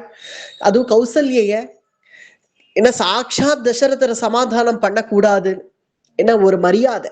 சுமித்ரையினுடைய பக்தி அது தசரதர் மேல. நேரடியா போய் அவருக்கு புத்தி சொல்ற அளவுக்கா நாம் அப்படின்னு நினைச்ச சுமித்ரை கௌசல்யை சமாதானம் பண்ற வியாஜத்துல தசரதரை சமாதானம் பண்றா. கௌசல்யினுடைய முதுக தட்டி கொடுக்கிறாள். மா அழாத, நீயே இப்படி அழுதேன்னா அப்புறம் சக்கரவர்த்தி எந்த கதிக்கு ஆளாவா? ஸ்திரீகள் தான் என்னைக்குமே ஒரு கிரகத்துல ஒரு கஷ்டம்னு ஒண்ணு வந்துடுத்துன்னா ஸ்திரீகள் திடமா இருக்கணும். ஏன்னா புருஷர்கள் ஒட்டிஞ்சு போயிடுவார்கள். ஏன்னா என்னைக்குமே மென்டல் ஸ்ட்ரென்த், பிசிக்கல் ஸ்ட்ரென்த் வேணா ஆண்களுக்கு இருக்கலாம், அந்த மென்டல் ஸ்ட்ரென்த் அப்படிங்கிறது ஸ்திரீகளுக்கு தான் இருக்கிறதுனால ஏதாவது ஒரு கிரகத்துல பிரச்சனைனா ஒரு புருஷர்கள் உடஞ்சு போயிடுவா. ஆனா ஸ்திரீகள் திடமா இருக்கணும். திடமா இருந்து அந்த புருஷனுக்கு புத்திமதி சொல்லி அவனை சமாதானம் பண்ணி மீட்டு கொண்டு வர வேண்டியது ஸ்திரீகளுடைய கடமைங்கிறதுனால அது சுமித்ரை சொல்றா. நம்ம ஸ்திரீகள் நம்மளே இப்படி ஒடிஞ்சு போய் நம்ம அழுதுட்டோம்னா அப்புறம் அந்த புருஷர்களுடைய நிலைமையை யோசிச்சு பார்க்கணும். நீ அழறத பார்த்து தசரதர் இன்னும் ஜாஸ்தி அழ ஆரம்பிச்சுட்டார். பத்தியா, இத்தனை நேரம் கூட ஏதோ மிதமா அழுதுன்னு இருந்தார், இப்ப கௌசல்யா அழறான்னு தெரிஞ்ச உடனே இன்னும் ஓன்னு கதறார், அழறார், தலையில அடிச்சுக்கிறார். ஏற்கனவே அவருக்கு திருஷ்டி வேற போயிடுத்துங்கிறார். என்ன ஆச்சோ என்னமோ பயத்துல இருக்கும். நம்மளே கண்ணு வேற தெரியலங்கிறா. அது ஏன்னா மூர்ச்சி ஆய் கீழே விழுறதுனால கண்ணு போச்சோ இல்ல நிஜமாதான் போச்சோ பொண்ணும் புரியல. இந்த துக்க பரவசமான நிலைமையில நீ இன்னும் துக்கத்தை அடையாதம்மா, நீ அழக்கூடாது. நீ என்ன சாமானிய புத்திரனை பெற்றிருக்கியா? எப்பேற்பட்ட புத்திரனை பெற்றிருக்காய்? அந்த பிரபு அவன் போய் திருவடி வைக்கிற இடமெல்லாம் வெப்பமா இருக்குமே அப்படின்னு நீ கவலைப்படுற. அவன் வெப்பத்துக்கெல்லாம் வெப்பம்ங்கிறத புரிஞ்சுக்கோ, சூரியனுக்கெல்லாம் அவன் சூரியன்கிறத புரிஞ்சுக்கோ. சூரியஸ்யாபி பவேத் சூர்யோ யக்னோஹோ அக்னிஹி பிரபோ பிரபுஹு தைவதம் தேவதானாம் ந பூதானாம் பூத சத்தமாக. சூரியஸ்யாபி பவேத் சூர்யா, சூரியனுக்கே சூரியன் உன்னுடைய புத்திரன். அக்னிஹி அக்னிஹி பிரபோ, அக்னிக்கெல்லாம் அக்னி அந்த பிரபு. மேல தெய்வங்களுக்கெல்லாம் தெய்வம் அவன். தெய்வதம் தேவதானாம் தானாம் ச பூதானாம் பூத சத்தமா. இந்த அண்ட கடாகங்களும் அத்தனை இந்த பூர்ண பிரபஞ்சமும் அவனுடைய சொற்களுக்கு ஆட்பட்டு இருக்கக்கூடியவை. என்ன பிரம்மஜானி சுமித்ரை. அதனால அவளுக்கு இந்த விஷயங்கள்லாம் தெரிஞ்சதுனால அவள் சொல்றாள், நீ சாமான்யமா நினைச்சுடாத ராமனை. ஏதோ நம்ம பிள்ளை கிளம்பி போயிட்டானே அப்படின்னு நினைச்சுக்காத, ஐஸ்வர்யத்தெல்லாம் இழந்து இப்படி போயிட்டானேன்னு நினைக்காத. அவ்வளவு ஐஸ்வர்யமும் ராமனை விடாது. ஏன்னா பின்னாடி போனது யாரு? சீதை. குஷசீரதரம் வீரம் கச்சந்த பராஜிதம் கோ சீதே வானுகதா லக்ஷ்மீஹி தஸ்ய கிம் நாம துர்லபம் கோ. அந்த ஐஸ்வர்யத்தை விடணும்னு ராமன் ஒரு கால் நினைச்சாலும் அந்த ஐஸ்வர்யம் அவனை விடவே மாட்டேன் அப்படின்னு பின்னாடி போயிருக்கு. யாரு? சீதைங்கிற வடிவத்துல. யார் சீதை? சாக்ஷாத் லக்ஷ்மின்னு தெரிஞ்சுக்கோ. லக்ஷ்மி தேவியே உருவெடுத்து இங்க சீதையாக வந்து ராமபிரான் பின்னாடி போயிருக்கா. சீதே வானுகதா லக்ஷ்மிஹி தஸ்ய கிம் நாம துர்லபம். அது மட்டும் இல்லாம என்னுடைய பிள்ளை கூட போயிருக்கான் பத்தியா, லக்ஷ்மணன் கூட போயிருக்கான் பத்தியா. கூட அவன் விடவே மாட்டான். ராமனுக்கு ஒரு கஷ்டம் வர அண்ட அவன் விட மாட்டான், பத்திரமா பார்த்துப்பான். அதனால நீ இவ்வளவு துக்கப்படாத. மேல ராமனுடைய மகிமை புரிஞ்சுக்கோ. நம்ம இத்தனை பேர் தளர்ச்சி அடைகிறோமே தவிர அவன் எப்படி இருந்தான்னு பாரு. தீரனா இருந்து எப்படி புறப்பட்டிருக்கான்னு பத்தியா.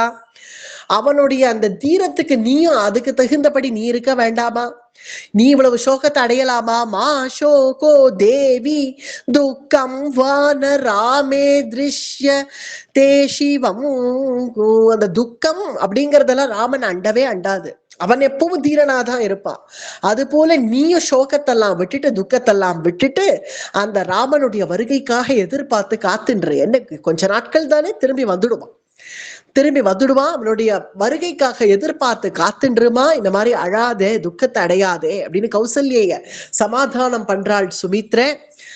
அந்த சுமித்ரை சொன்ன வார்த்தைகள் எல்லாம் கேட்டு தசரத சக்கரவர்த்தியும், ஆமா அழக்கூடாது, நம்ம அழக்கூடாது, ராமன் வந்துருவான், எனக்கு தெரியும் அவன் வந்துருவான், என்னை விட்டுட்டெல்லாம் அவனால இருக்க முடியாது, இதோ கொஞ்சம் தூரம் போவான் கௌசல்ய, கொஞ்சம் தூரம் போயிட்டு அவனுக்கு என் ஞாபகம் வந்துரும், அப்பா ஞாபகம் வந்து ஓடி வந்துருவான் பாரு, நீ பாரு வந்துருவான் பாரு அப்படிங்கிற ரீதியில தசரதர் அவரை கண்ணை தொடச்சிட்டு இந்த விருத்த தம்பதிகளா இருக்கக்கூடிய கௌசல்யையும் தசரதரும் பிரம்மஜானியான சுமித்ரையினுடைய உபதேசத்தை கேட்டு கொஞ்சம் அப்படியே ஓரளவுக்கு சமாதானம் அடைஞ்சு, ஆனாலும் மனசுல துக்கத்தோட கூட இட்டது இட்டபடி அப்படியே அங்க சக்கரவர்த்தி கிடக்கிறார். இந்த பக்கம் பார்த்தா பிரபு அர்த்தராத்திரிக்கு அவருக்கு ஏதி நீ தூக்கம், அப்படி கண்ணை முழிச்சு இப்படி பார்த்துட்டு இருக்கார். பார்த்தா அங்க யார் தூங்கலன்னு பார்த்தா அந்த ஜனங்கள் எல்லாம், அயோத்தி ஜனங்கள் எல்லாம் 2 நாளா தூங்கல. ஏன்னா முன்னாடி நாள் பட்டாபிஷேகம் ஏற்பாடுன்னு இங்க அங்க ஓடி எல்லாம் செஞ்சதுனால அப்படியே அசந்து கழிச்சு, அப்புறம் இப்ப வனவாசம்னதுனால அயோத்தியிலேருந்து தமசாநதி தீரம் வரைக்கும் ஓடி வந்திருக்கார்கள்.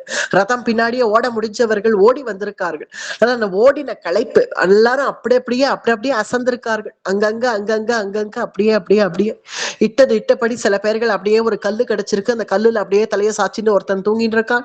அவனுடைய பாரியை எங்கன்னு பார்த்தா அவள் எங்கேயோ ஒரு பக்கம் அவள் கிடக்க, அவனுடைய புத்திரர்கள் குழந்தைகள்லாம் எங்க, அவனுடைய கன்னிகையெல்லாம் எங்கன்னு பார்த்தா அதுகள் ஒரு பக்கம், அதுகள் இருக்கா இல்லையான்னு கூட தெரியல. அவ சகோதரன் எங்கேயோ இருக்க, சகோதரி எங்கேயோ கிடக்க, ஒரு அப்பா எங்கேயோ கிடக்க, பிள்ளை எங்கேயோ கிடக்க, என்னுடைய தாயார் எங்கேயோ கிடக்க, உன்னுடைய மகள் எங்கேயோ கிடக்க, இப்படி அப்படியே ஜன சமுதாயம் இப்படி செதஞ்சு கிடக்கிறத பார்த்த ராமபிரான் என்ன தோணித்தாம், இப்படி இவர்கள் இருக்க சக்கரவர்த்தி அனுமதிப்பாரா, தசரதர் அனுமதிப்பாரா? தசரதருக்கு திரும்ப திரும்ப திரும்ப திரும்ப திரும்ப அவருக்கு இருக்கிற ஒரே ஒரு சிந்தனை மக்கள் மக்கள் மக்கள், என்னுடைய பிரஜைகளை காப்பாத்தணும், காலமே எழுந்தா என்னுடைய நாட்டு மக்கள் மக்கள் மக்கள் மக்கள், ஆனா மக்களுக்கு ஒரு நன்மை பண்ணணும், இப்படியே தான் தசரதர் வாழ்ந்திருக்கார் இத்தனை காலம். இப்படி நிமித்தமா வந்து ஜனங்கள்லாம் இங்க செதஞ்சு கிடக்கிறத பார்த்தா சக்கரவர்த்தி என்ன நினைச்சுப்பார்? நாட்டு பிரஜைகள் இப்படி ஆயிட்டான்னு தெரிஞ்சா உயிரை விட்டுட மாட்டாரோ சக்கரவர்த்தி?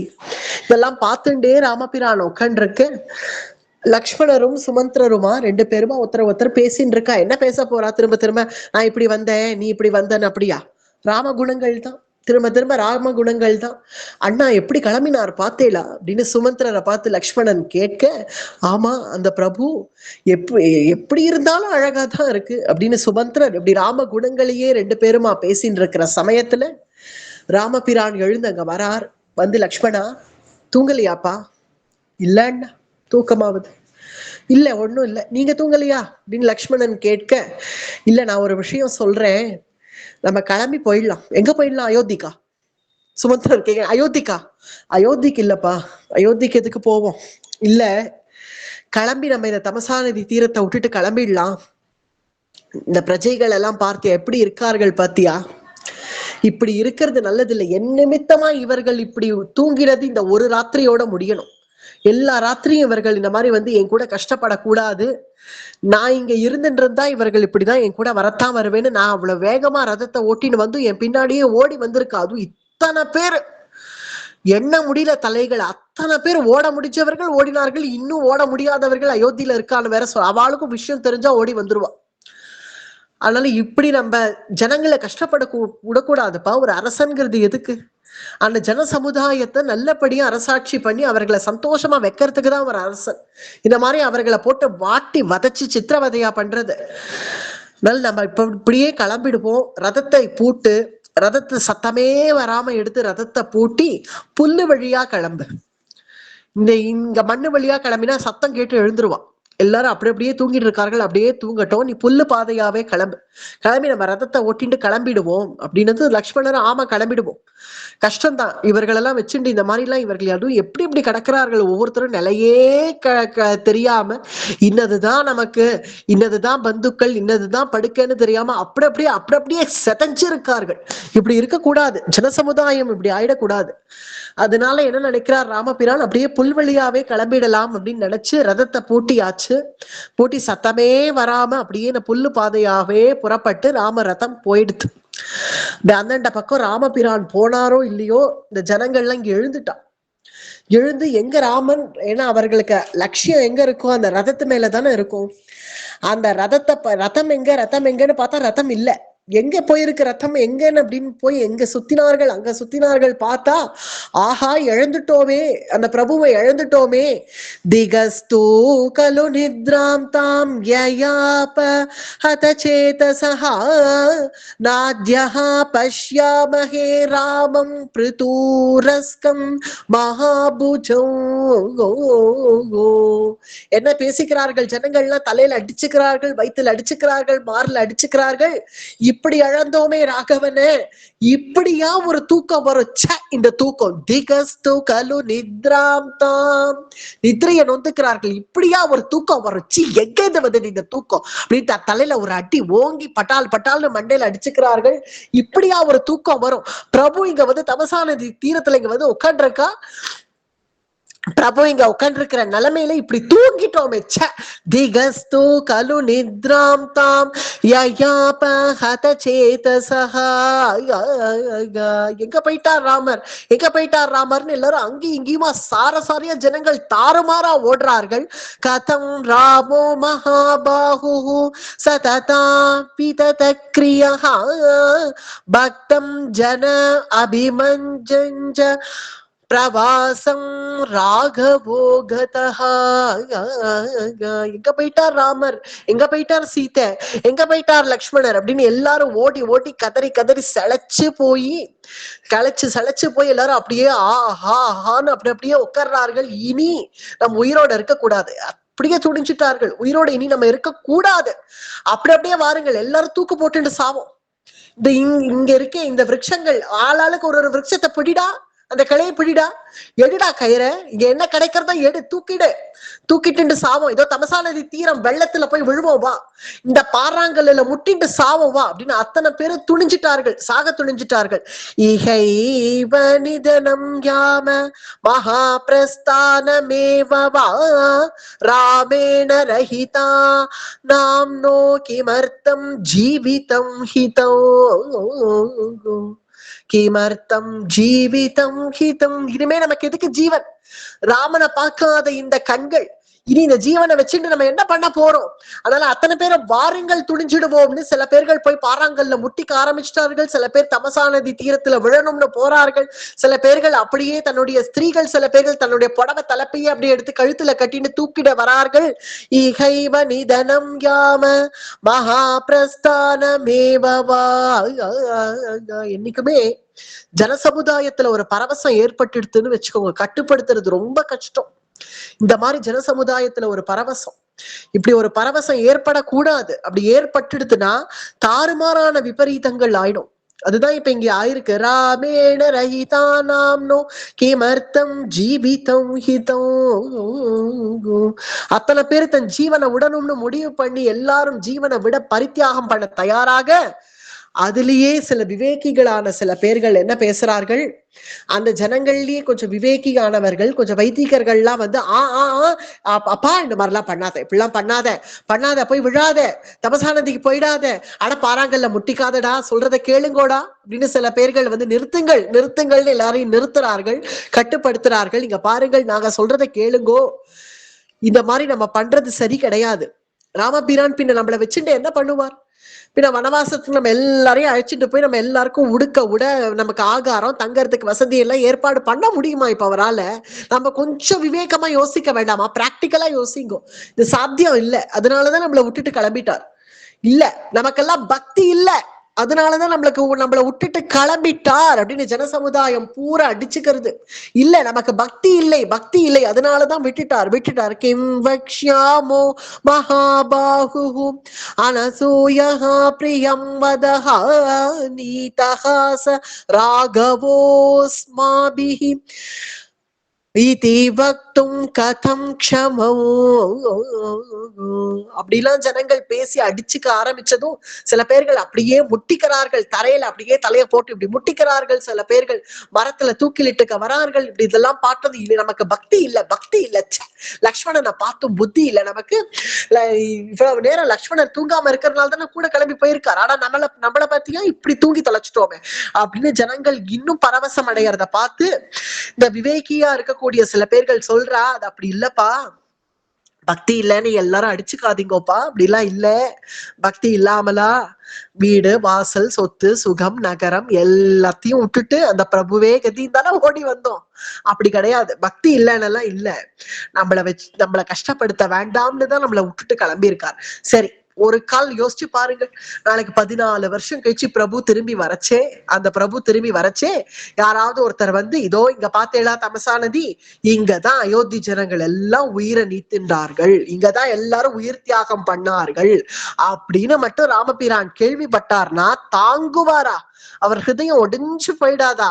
அதனால அவ்வளவு கஷ்டம் நம்ம அவருக்கு கொடுக்கலாமா? அதனால அப்படி கொடுக்க கூடாது. இங்கதான் வந்து அயோத்தியா வாசிகள்லாம் உயிரை விட்டார்கள்னா ராமபிரான் சகிப்பரா? அதனால அப்படி அவருக்கு அந்த சிரமத்தை கொடுக்க கூடாது. ஆனால் நமக்கு ஒரே ஒரு வியாச்சம் என்னன்னா 14 வருஷம் அதையே மனசுல வச்சுட்டு இருப்போம். இதோ இன்னைக்கு ஒரு நாள் ஆச்சு, நாளைக்கு 2வது நாள் ஆச்சு, 3வது நாள் ஆச்சு, அப்படியே ஓடிடும். 14 வருஷம் நினைச்சுன்னு பிரபு வருவார், பட்டாபிஷேகம் ஆப்போறது அப்படின்னு அதையே மனசுல வச்சுட்டு நம்ம எல்லாம் திரும்புவோம் பாருங்கள். திரும்பலாமா அப்படின்னு அதுல இருக்கிற விவேகிகளால சில ஜனங்கள் அந்த ஜன சமுதாயத்தை கட்டுப்படுத்தி எல்லாரையும், ஆனா மனசுல எல்லாரும் ஏங்கி போய் திரும்பி பார்த்துண்டு எங்கேயாவது ராமபிரானுடைய தலை தெரியறதா, ஓடிட மாட்டோமான்னு ஏக்கத்தோட கூட இப்படி திரும்பி பார்த்துண்டே அயோத்தியா வாசிகள் திரும்பி அயோத்திக்கு திரும்புறார்கள். ஆனா இந்த அயோத்தியில சில நாரீமணிகள், இந்த சர்க்கம் எடுத்தோம்னா இங்க ஸ்திரீயும் விலாப சர்க்கம்னே இதுக்கு வருது, ஸ்திரீகளுடைய விலாபம். இந்த சர்க்கத்துல என்ன, இங்க நாரிமணிகள் சில ஸ்திரீகளால கிளம்ப முடியல, இந்த ரதத்தினுடைய வேகத்தினால அவர்களால ஓட முடியல. சில விருத்தர்கள், வயசானவர்கள், அவர்களாலையும் சில பேர்களால ஓட முடியல இந்த ரதத்துக்கு சமானமா. அவர்கள்லாம் அப்படியே நின்னுட்டார்கள் அயோத்தியில. அதுல வந்து ஒருவள் பேசுறாளாம், உனக்கு தெரியுமாடி, என் பிள்ளை கூட போயிருக்கான், என் பிள்ளை பட்டாபிஷேகம்னு கிளம்பினான், அப்படியே கிளம்பிட்டான், அப்படியே ராமனோடவே கிளம்பிட்டான், நன்னா கவனிச்சுப்பான் ராமரை, ஒரு குறை இல்ல, ராமருக்கு ஒரு குறை இல்லாம பாத்துப்பான் பார் அப்படின்னு ஒருவள் சொல்றா. மற்றொருவள் சொல்றான், ஏன் என்னுடைய ஆத்துக்காரர் கூட கிளம்பியிருக்கார் தெரியுமா, அவரும் அப்படிதான் பட்டாபிஷேகத்துக்காக கிளம்பினவர் தான், அதுக்கப்புறம் நான் அவரை பார்க்கவே இல்லை, ராமர் பின்னாடியே போயிட்டாருன்னு கேள்விப்பட்டிருக்கேன், அவரும் கிளம்பிட்டார். சில பேர்கள் சொல்ல, என்னுடைய அண்ணா போயிருக்கான் தெரியுமா, பின்னாடியே ராமபிரான போலவே போயிருக்கான் என்னுடைய அண்ணா, என் தம்பி போயிருக்கான் அப்படின்னு சில ஸ்திரீகள் எல்லாம் பேசிக்கிறார்கள். ஒரு வயசான தாத்தா அவர் உட்காந்து சொல்றான், என்னால ஓட முடியல, ஆனா என் பிள்ளை, எனக்கு 3 பிள்ளை இருக்கா, ஒரு பொண்ணு இருக்கா, எல்லாருமே ஓடிட்டான்னா, அவளால ஓட முடியறது, எல்லாருமே ஓடி போயிட்டா பத்தியா, லக்ஷ்மணன் போல அப்படின்னு சில பேர்கள் சொல்ற, லக்ஷ்மணனை போல கைங்கரியமே கதின்னு ஓடி இருக்கான் தெரியுமா என்னுடைய சகோதரன், அந்த மாதிரி ஓடி இருக்கா அப்படின்னு இந்த ஸ்திரீகள் விருத்தர்கள் இவர்கள்லாம் அங்க இவர்கள் பேசிட்டு இருக்கிற சமயத்துல இவர்கள் எல்லாம் இப்படி திரும்ப வரத பார்த்ததும் அவர்களுக்கு எல்லாம் வெக்கமா போச்சு. இவ்வளவு நேரம் இவாளை பத்தி எல்லாம் எவ்வளவு பெருமையா பேசிட்டு இருந்தோம், இவாள்லாம் வந்து அவ போயிருக்கா அவர் கைங்கரியத்துக்காக போயிருக்கான்னு எவ்வளவு பெருமையா பேசிட்டு இருந்தோம், எல்லாம் திரும்ப வந்து தொலைச்சுத அப்படின்னு. எதுக்காக திரும்ப வந்தா என்ன, உங்களுக்கு எல்லாம் என்ன வீட்டு ஞாபகம் வந்துடுத்தா, கிரக ஞாபகம் வந்துடுத்தா, இப்படி திரும்ப வந்துட்டேளே, வெக்கமா இல்லையா உங்களுக்கு எல்லாம் அப்படின்னு திட்டுறார்களாம் ஸ்திரீகள். பாதச்சாயா சுகம் பர்த்துஹு தாத்ருஷஸ்ய மகாத்மனஹ சஹிநாதோ ஜனஸ்யாஸ்ய சகதிஹி சபராயணோ.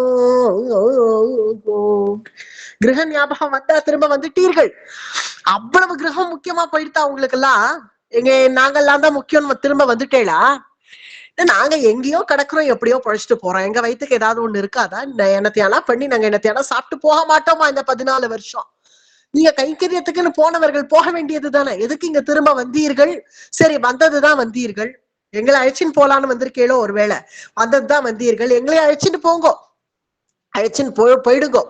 எல்லாரும் போய் அவருடைய பாதச்சாயையில போய் விழுந்துருவோம். பாதச்சாயா சுகம் பர்த்து, அவருடைய திருவடியில போய் விழுந்துருவோம். திருவடியில போய் விழுந்து திருவடியே கதின்னு போய் அங்க போய் உட்காந்துருவோம். அப்படியா? அப்படின்னா பின்ன குடும்பம், அப்படின்னா குடும்பம் நம்மளுடைய யோகக்ஷேமம். யோகக்ஷேமம்னா இந்த சம்பாத்தியம்னு இப்ப எடுத்துக்கலாம். நம்மளுடைய சம்பாத்தியம், நம்மளுடைய வயிற்று பொழப்பு, யோகக்ஷேமம், அதுதான் யோகக்ஷேமம்னு சொல்லுவா. அடுத்த ஸ்லோகம் தான் வருது. யோகக்ஷேமமாவது அவர் கூட இருக்கிறதேதான் யோகக்ஷேமம். யுஷ்மாக்கம் ராகவோரண்யே யோகக்ஷேமம் விதாஸ்யதி சீதா நாரி ஜனஸ்யாஸ்ய யோகக்ஷேமம் கரிஷ்யதி. யோகக்ஷேமம் தானே உங்களுக்கு எல்லாம் வேணும், சம்பாத்தியம் பழப்பு தானே உங்களுக்கு எல்லாம் வேணும். அது என்னன்னு நான் சொல்றேன். ஸ்திரீகள்லாம் சொல்றா, நம்ம எல்லாருமா போய் அவருடைய பாதச்சாயையில போய் விழுந்துருவோம். அந்த பிரபுவுக்கு கைங்கரியம் பண்ணிட்டு நீங்கள்லாம் இருங்கள். ராமபிரானுக்கு கைங்கரியம் பண்ணிண்டு அவர் உடுத்தி களைஞ்ச ஏதாவது ஒரு உத்தரியம் கிடைச்சா அதை வாங்கி நீங்கெல்லாம் உடுத்திக்கோங்கோ. அவர் சாப்பிட்டு எரிஞ்ச மிச்ச மீதி ஏதாவது கிடைச்சா அதெல்லாம் நீங்க சாப்பிடுங்கோ. நாங்கெல்லாம் என்னன்னா சீதா பிராட்டிக்கு கைங்கரியம் பண்ணிட்டு நாங்க இருக்கோம். சீதைக்கு தளிகை பண்ணி போடுறோம், சீதைக்கு அலங்காரம் பண்றோம், சீதைக்கு எது என்னென்ன சுசுருஷ பண்ணணுமோ எல்லாம், அவளுக்கு புடவை துவச்சு போடுறோம், என்ன பண்ணணுமோ எல்லாம் செய்யறோம். சீதை சாப்பிட்டு மிச்சம் எரிஞ்சா ஏதாவது எங்களுக்கு கிடைச்சா அதை நாங்க சாப்பிடுறோம். சீதை உடுத்தி களைஞ்ச வஸ்திரம் ஏதாவது கிடைச்சா அதை நாங்க எடுத்து உடுத்திக்கிறோம். சீதை எங்களை பார்த்துப்பா, ராமன் உங்களை பார்த்துப்பான். சீதா நாரி ஜனஸ்யாஸ்ய யோகக்ஷேமம் கரிஷ்யதி. நாரிமணிகளை சீதா பார்த்துக்கட்டும், புருஷர்களை ராமன் பார்த்துக்கட்டும். நம்ம எல்லாருமா சேர்ந்து அவர்களுடைய திருவடியிலேயே போய் விழுந்துருவோம். லக்ஷ்மணன் கிளம்பினாரு, அவரை பார்த்து கூடவா உங்களுக்கு எல்லாம் புத்தி வரல, இப்படி வந்துட்டேளே அப்படின்னு எல்லா ஸ்திரீகளும் பார்த்து கத்த, இந்த புருஷர்கள் இவர்களுக்கு என்ன பதில் சொல்றதுன்னு புரியாம இருக்கார்கள். திகைச்சு போய் நிக்கிறார்கள். நம்மளை காட்டிலும் நம்முடைய பத்தினிமார்களுக்கு ராமபிரான் மேல இருக்கக்கூடிய பக்தியை பார்த்து, அவரோட வைராக்கியத்தை பார்த்து, யாரு எப்படி போனா என்ன, வந்துட்டு எல்லாம் நல்ல வேலை, சந்தோஷம், வேலை கிளம்புங்க அப்படின்னு சொல்லாம, எனக்கு அடுத்த வேலை எனக்கு இந்த இது வேணும் அது வேணும்னு சொல்லாம, ஸ்திரீகள்லாம் விவேகமா இருப்பா. ஏதோ இப்ப நம்ம நினைக்கிறது போல இல்ல. ஸ்திரீகள்லாம் எவ்வளவு விவேகமா இருந்திருக்கார்கள்னு நமக்கு ராமாயணம் காட்டுறது. இவர்கள் என்ன பேசுறார்கள், நம்ம அவர்களுக்கு சேவை பண்ணிட்டு அப்படியே கிடக்கிறது தான் யோகக்ஷேமம். நம்மளுடைய யோகக்ஷேமமே கத்தின்னு அவர்கள் இருப்பா. ராமன சீத்தையும் இருப்பான். கிளம்புங்கோ, எங்களை அழைச்சிட்டு கிளம்புங்கோ அப்படின்னு இவர்கள்லாம் சொல்ல, பிறகு புருஷர்கள்லாம் இவர்களை எப்படி சமாதானம் பண்றதுன்னு கூட தெரியல. இருந்தாலும் சமாதானம் பண்ணிதானே ஆகணும்னு சமாதானம் பண்றார்கள். அது அப்படி அல்ல, எல்லாத்தையும் விட்டுட்டு ராமரே தானே கத்தின்னு எல்லாரும் போனோம். நம்மளை அழைச்சிட்டு போறதுல எப்ப அவருக்கு இஷ்டம் இல்லையோ அந்த பிரபுவனுடைய சங்கல்பத்துக்கு அந்நியதா நம்ம நடந்துக்க கூடாதுங்கிறதுக்காக தான் திரும்பி வந்தோம். அதனால கவலைப்படாதீங்கோ. 14 வருஷம் அவர் அங்க காட்டுல உட்காந்து தபஸ் பண்ணட்டும், நம்ம இங்க நாட்டுல உட்காந்து அவர் நல்லபடியா திரும்ப வரணும்னு நம்ம இங்க தபஸ் பண்ணுவோம் அப்படின்னு அவர்கள் எல்லாம் சமாதானம் பண்றார்கள் புருஷர்கள். இங்க ராமபிரானும் கோசலம் அப்படிங்கிற தேசத்தை தாண்டிட்டார். அயோத்தியா தாண்டியாச்சு. கோசலம் உடைய எல்லை வந்த உடனே சுமந்திர ரதத்தை நிறுத்த சொல்லிட்டு இப்படி திரும்புறார். திரும்பி அதை பாக்குறார். அயோத்தியா ஒரு தடவை இப்படி இங்கேருந்து ரதத்துல இருந்து மேல நின்றுட்டு பார்த்தா அப்படியே அயோத்தி கோசலம் எல்லைக்கு வந்தாச்சு, அது தெரியறது. அப்படின்னு அயோத்தியா பாக்குறார், கோசலத்தை பாக்குறார். விஷாலான் கோசலான் ரம்யான் யாத்வா லக்ஷ்மண பூர்வஜாகா அயோத்யாம முன்முகோ தீமான் பிராஞ்சலிஹி வாக்கியம் அப்ரவீத். ஹே அயோத்தியே, உனக்கு ஒரு அஞ்சலி. அயோத்தியா பார்த்து அஞ்சலி பண்றார் ராமபிரான். அயோத்தியா முகோ தீமான் பிராஞ்சலிஹி. அயோத்தியா, உனக்கு ஒரு மங்களாசாசனம், உனக்கு நான் அஞ்சலி பண்றேன். என்னுடைய மாத்ரு பூமி, ஒவ்வொருவனுக்கும் மாத்ரு பூமி அப்படிங்கிறது ரொம்ப முக்கியம். தேசபக்திங்கிறது இருக்கணும் அப்படிங்கறது இங்க ராமபிரான் சொல்றார். மாத்ரு பூமிங்கிறது ஒவ்வொருவனுக்கும் ரொம்ப முக்கியம். மாத்ரு பூமி, இப்ப நான் உன்னை விட்டுட்டு கிளம்புறேன், எனக்கு க்ஷமாபணம் பண்ணிக்கோ, எனக்கு க்ஷமிச்சுக்கோ, உன்னை ரட்சிக்க வேண்டிய நான் உன்னை விட்டுட்டு நான் இப்ப கிளம்புறேன். நான் உனக்கு அஞ்சலியை தெரிவிச்சுக்கிறேன். நீ க்ஷேமமா இரு, உன்னை எல்லாரும் பாலனம் பண்ணி உன க்ஷேமமா வைக்கட்டும்.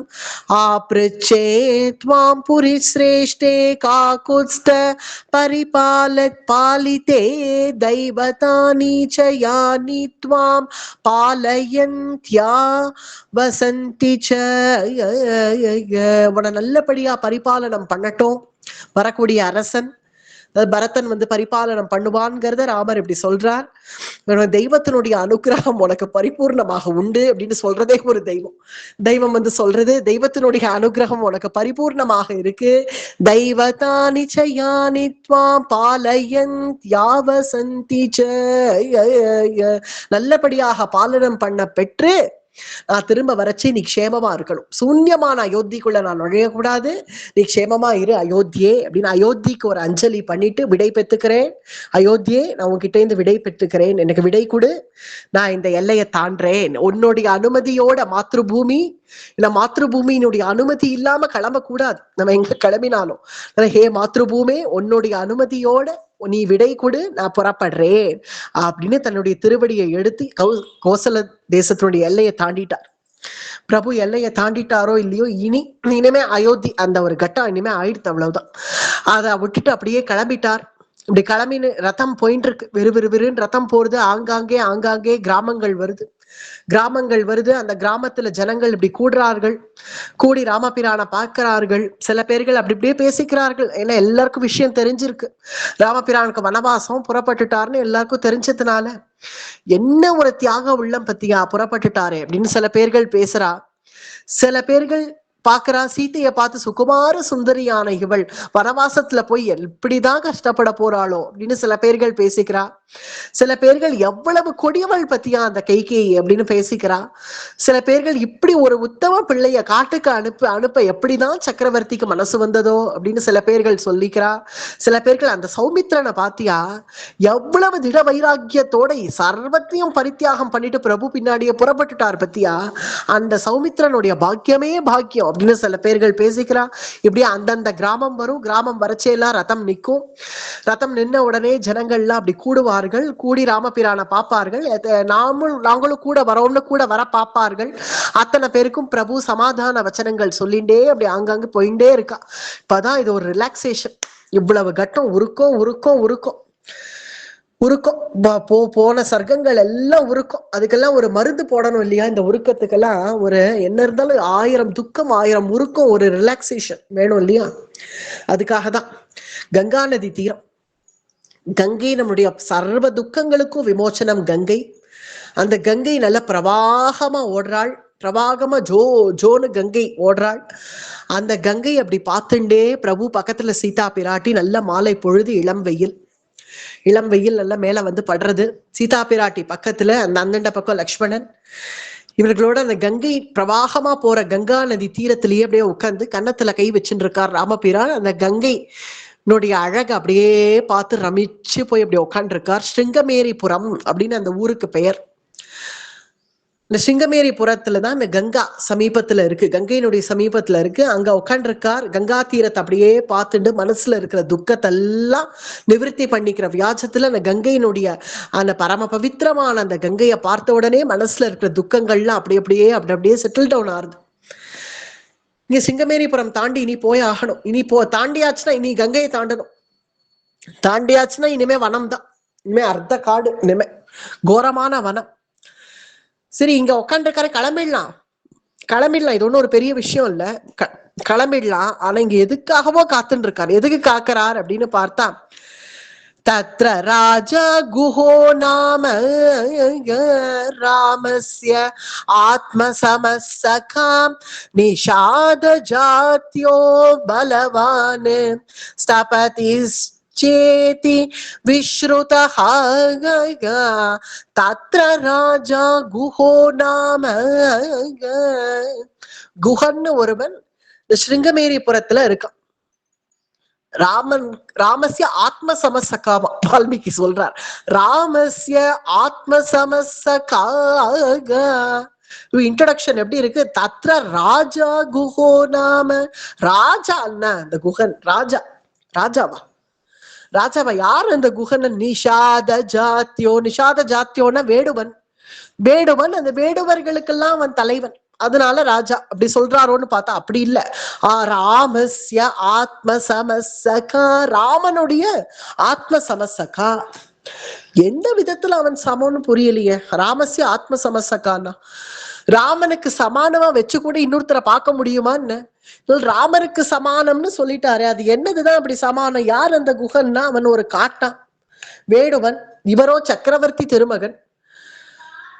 ராவணவதம் பரியந்தம் காரியத்தை சாதிக்கக்கூடிய இவருடைய புஜ பராக்கிரமம் எங்க?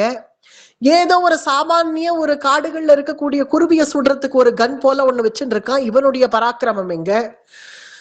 திருஷ்டி சித்தாபகாரினம்னு பார்க்க திகிட்டாத அவருடைய திருமேனி எங்க? இவன் கரடு முரடான சரீரம் இவனுக்கு எங்க? அப்படி எந்த விதத்திலையும் பொருத்தமில்லாத இவனை கொண்டு வந்து ராமஸ்ய ஆத்ம சமசக்கான்னா என்ன அர்த்தம்? ராமனுடைய நண்பனா, சக்கா, ராமனுடைய பரமசக்கா. பரமசக்காங்கிறது சரி, ஆத்ம சமசக்கான்னா என்னது? அது எப்படி ராமனுக்கு சமானமான சக்கா? இது எப்படி இது அப்படின்னு பார்த்தா, இங்க வால்மீகி, அதுவும் இந்த வால்மீகி எப்படி தப்பா எழுதிட்டு வர்றான்னு பிரம்மதேவர் சொல்றச்சேவே என்ன சொல்லியிருக்காரு? நீ ஒரு ஹா ஹூன்னு சொன்னா கூட அதுவும் கூட பொய்யாகாது, அது ராமாயணத்துல நடந்ததாகத்தான் இருக்கும்னு சொல்லியிருக்காருல்ல. அப்ப ராமஸ்ய ஆத்ம சமசக்கான்னா ராமர் ஹிருதயத்தால பாக்குறார் வால்மீகி, தன்னுடைய ஹிருதயத்தால பாக்குற. தன்னுடைய இதுபடி அவருக்கு ஐடென்டிபிகேஷன் என்னன்னு, நிஷாத ஜாத்தியோ பலவான், நிஷாத ஜாத்தியத்தை சேர்ந்தவன், நல்ல பலசாலி, இதெல்லாம் சொல்லிட்டார். இது தான் அபிப்பிராயம். ராமருடைய அபிப்பிராயம், ராமர் நினைக்கிறார் நமக்கு சமானமானவன் இவன் அப்படின்னு ராமர் நினைக்கிறச்சு, அதை சொல்லாம நம்ம எப்படி போக முடியும்? அதனால ராமஸ்ய ஆத்ம சமசகா, அப்பேற்பட்ட அந்த குகன், அந்த குகன் வரணும், அவனை பார்த்துட்டு கிளம்பணும் அப்படின்னு ராமருக்கு அந்தரங்க சங்கல்பம். லக்ஷ்மணர் வந்து அடுத்தது என்னன்னா, என்ன பண்ண போறோம் அப்படின்னா, லக்ஷ்மணா இது சிங்கமேரிபுரம் தானே, எங்கேயாவது பாரு குகன் வரானோ, குகன் வரானான்னு பாரு கொஞ்சம், ஏன் தான் போய் பார்த்துடலாமே, தான் உள்ளுக்குள்ள போய் சிங்கமேரிபுரத்துக்குள்ள போய் குகன் எங்கேன்னு பார்த்துடலாமேன்னு எப்ப அயோத்திக்கு விடை பெற்றேன்னு கிளம்பினாரோ, இனி நாட்டு பிரதேசத்துக்குள்ள திருவடி வைக்கிறது இல்லை அப்படின்னு அவரோட சத்தியத்தை காப்பாத்துறார். நாட்டு பிரதேசம்குள்ள போகக்கூடாது இனிமே நம்ம. அதனால என்ன நினைக்கிறார், அந்த குகன் இங்க ஒருவேளை வந்தா அவனை பார்த்துட்டு கிளம்பலாம், குகன் வரானோ அப்படின்னு குகனுக்காக காத்துட்டு இருக்கார் ராமபிரான். ஆனா அந்த குகனுக்கு யாரோ சில பேர்கள் போய் சொல்லிட்டா, உங்க கூட அடிக்கடி ஒரு ராஜா வந்து பேசுவாரு, ராஜா பிள்ளை ஓடி போய் சில பேர்கள் சொல்றா, எஜமா ஏன்னா அந்த இவன் குகன் வந்து வேடுவர்களுக்கெல்லாம் தலைவன், அதனால அவர்கள் கூட்டத்துல தலைவன் இல்லையா அவனிடத்துல ஓடி போய், எஜமா உங்களுக்கு ஒரு விஷயம் தெரியுமா, உங்களோட அடிக்கடி ஒரு ராஜா பிள்ளை வந்து பேசுவாரே, அந்த ராஜா பிள்ளை இங்க வந்திருக்காரா? யாரு? சக்கரவர்த்தி பிள்ளையா? ஆமா, அதான் அடிக்கடி வந்து உங்க கூட பேசுவாரு. ஏன்னா இங்க அடிக்கடி ராமர் வேட்டையாட வந்திருக்கார் இந்த காட்டு பக்கமா. அப்ப எல்லாம் குகனை பார்த்து பேசியிருக்கார். குகனோட தான் தங்குவார், குகனோட தான் இருப்பார்.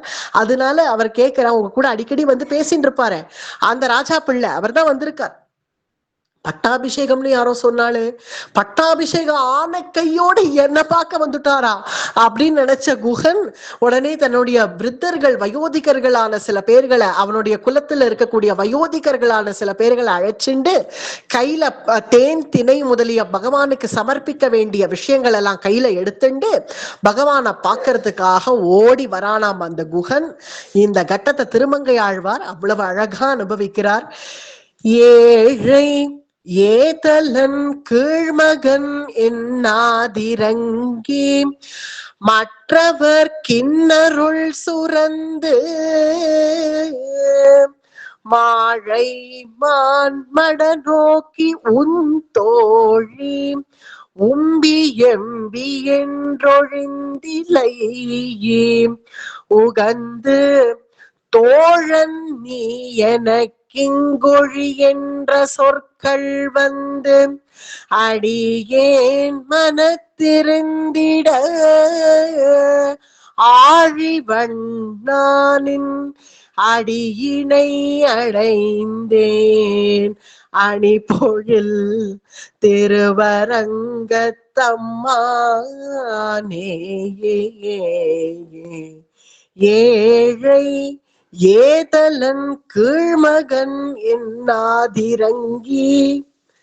இப்ப நம்ம இங்க சொன்னதெல்லாம் இங்க வந்து இந்த பாசுரத்துல இதுதான் பிரகாசிக்கும். திருமங்கை ஆழ்வார் பாசுரம் மட்டும் ஏழை ஏழைன்னு பார்க்கல, இவன் சக்கரவர்த்தி திருமகன்னா அவன் எங்க கிடக்கான், அவன் ஒரு ஏழைன்னு பாக்கல. ஏழை ஏதலன் சர்வசாஸ்திர பண்டிதனா இருக்கக்கூடிய ராமபிரான் எங்க, ஏதலன் எழுத படிக்க தெரியுமோ தெரியாதோன்னு இருக்கக்கூடிய இவன் எங்க, ஏழை ஏதலன் கீழ்மகன் தான் எப்பேற்பட்ட இக்ஷ்வாக்கு வம்சத்துல வந்தவர், இவன் ஒரு வேடுவ குடிலுக்கு தலைவன் அப்படின்னு பார்க்காம ஏழை ஏதலன் கீழ்மகன் என்னாது இறங்கி அதெல்லாம் பார்க்காம அப்படி இறங்கி வந்து ராமபிரான் குகன் வரானோ லக்ஷ்மணா பாருப்பா குகன் வரானாப்பா.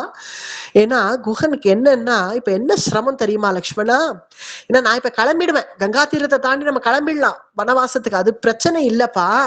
14 வருஷம் இன்னும் கழிச்சுதான் இனிமே ராமபிரான் வருவரே, நம்ம அவருக்கு தரிசனம் கூட இனிமே கிடைக்கலையே, இனிமே எப்ப கிடைக்க போறதே அப்படின்னு குகன் கவலைப்படுவானே அப்படின்னா அது போகட்டும், குகன் கவலைப்படுவான் தான், அது ஒரு பக்கம். 14 வருஷம் அந்த குகனை பார்க்காம நான் எப்படிப்பா இருப்பேன், நான் எப்படி இருப்பேன், என்னுடைய நண்பனை பார்க்காம நான் எப்படி இருப்பேன், அவனை ஒரு தடவை பார்த்துட்டேன்னா நான் சந்தோஷமா வனவாசம் போயிடுவேன். அதனாலேயே ஏழை ஏதலன் கீழ்மகன் என்னாதிரங்கி, அந்த குகனோ அங்க பார்த்துட்டான் பகவான், அதுவும் இப்படி வந்து நிக்கிறார், பார்த்த குகன் அங்க பார்த்த உடனே ஓடி வரானாம். தகும் அது வரணும் தான், பின்ன ராமபிரானை பார்த்துட்டு அப்படியே நடந்து வர முடியுமா, இப்படி ஓடி வந்தா சரி தகும் தானே, அப்பேற்பட்ட பிரபு அவனை பிரபுவை பார்க்கறதுக்காக ஓடி வரான். ஆனா அது அப்படி இல்லையா, அடடா ஓடுறானேப்பா குகன் ஓடுறானே அப்படின்னு இங்க ராமபிரான் தவிக்கிறாராம். இங்க தவிச்சு ஐயோ ஓடாதப்பா கால் வலிக்க போறதுப்பா அப்படின்னு ராமபிரான் பட்டுன்னு எழுந்தாராம். எழுந்து அந்த குகன் ஓடி வரதை பார்த்து ராமபிரான் இங்கேருந்து ஓட, அதுவும் கையில லக்ஷ்மணனையும் கையில பிடிச்சுண்டு சௌமித்திரனை கையில பிடிச்சுண்டு, குகன் ஓடுறான்ப்பா, என்னப்பா இது, எதுக்குப்பா ஓடி வரான், எனக்காக இப்படி ஓடியா வரணும், நடந்து வந்தா போச்சு, இல்ல ஒரு வண்டியில கிளம்பி வந்தா போச்சு, எதுக்கு இப்படி ஓடி வந்துட்டு இருக்கான், பா லக்ஷ்மணன் என்னன்னு போய் கேட்போம் அப்படின்னு லக்ஷ்மணனுடைய கையையும் பற்றிட்டு ராமர் ஓடுறார் குகன் இருக்கிற இடத்துக்கு.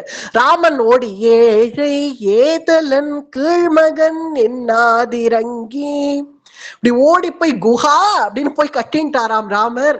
அவரு பிரபு அப்படின்னு போய் கட்டின்டான் ராமபிரான. 2 பேரும் ஒருத்தருக்கு ஆலிங்கனம் பண்ண மற்றவர் கிண்ணருள் சுரந்து அப்படி சுரக்கிறதான் கருணை குகன் மேல ராமபிரானுக்கு. எப்படி சுரக்கிறதா, என்னைக்குமே ஒரு மாடை மேய்ச்சலுக்கு விட்டுட்டான், கண்ணுக்குட்டிய அங்க கட்டியிருக்கா, உள்ள கொட்டகாயில கட்டியிருக்கா, மாடு மேய்ச்சலுக்கு விட்டுருக்கா. அந்த மாட்டுக்கு மேய்ச்சல்ல புத்தி இருக்குமா, மேய்ஞ்சின்னு இருக்கிற சமயத்துல கூட அங்க கண்ணுக்குட்டி அங்க இருக்கே மா அப்படின்னு அது கட்டின்னு இருக்கும். அந்த கண்ணுக்குட்டிக்கு பால் கொடுக்கணுமே அப்படின்னு நினைச்ச அந்த மாடு அப்படியே மடி கனந்துடும், மடி பூரா பால் சுரந்துரும். அந்த பாலை கொண்டு போய் இதுக்கு உரியவாள் அந்த கண்ணுக்குட்டி போய் அந்த பாலை சாப்பிட்டுடுத்துனா அப்ப அந்த கண்ணுக்குட்டிக்கு சௌக்கியமா இல்ல இந்த மாடுக்கு சௌக்கியமா, மாடுக்கு தான் சௌக்கியம். ஏன்னா மடி கணக்கிறது, இப்போ ஏன்னா மடி பூரா பால் சுரந்ததுனால மடி கணக்கிறது, அதை உரிய கண்ணுக்குட்டி கிட்ட போய் புழிஞ்சிடுத்துனா அந்த மாடுக்கு சௌக்கியம். அது போல பகவானுடைய கண்கள் அப்படியே கருணை சொரந்துடுத்து. அந்த கருணைய சித்த குகன் வந்தான்னா அவன் மேல கொட்டிட்டு ஓடிடுவோம் அப்படின்னு நினைச்ச ராமபிரான் மற்றவர் கிண்ணருள் சுரந்து அப்படி சுரந்துட்டாராம் கருணைய, அப்படி கொற்றாராம் கருணைய குகன் மேல. குகான்னு கூப்பிட்டது, வாய் நிறைய குகான்னு கூப்பிடுறார். அவனை இழுத்து பிடிச்சு ஆலிங்கனம் பண்ணிக்க, அப்படி ஆலிங்கனம் பண்ண உடனே ஏழை என்று பாராததே பெருமை, ஏதலன் என்று பாராததே பெருமை, கீழ்மகன் என்று பாராததே பெருமை, வந்திருந்து எனக்காக காத்திருந்ததே பெருமை, குஹா என்று என்னை அழைத்ததே பெருமை அப்படின்னு நினைக்க வேண்டி இருக்க மற்றவர் கிண்ணருள் சுரந்து இனி கருணை தாங்காது அப்படின்னு குகன் அடிச்சுக்கிறாப்புல.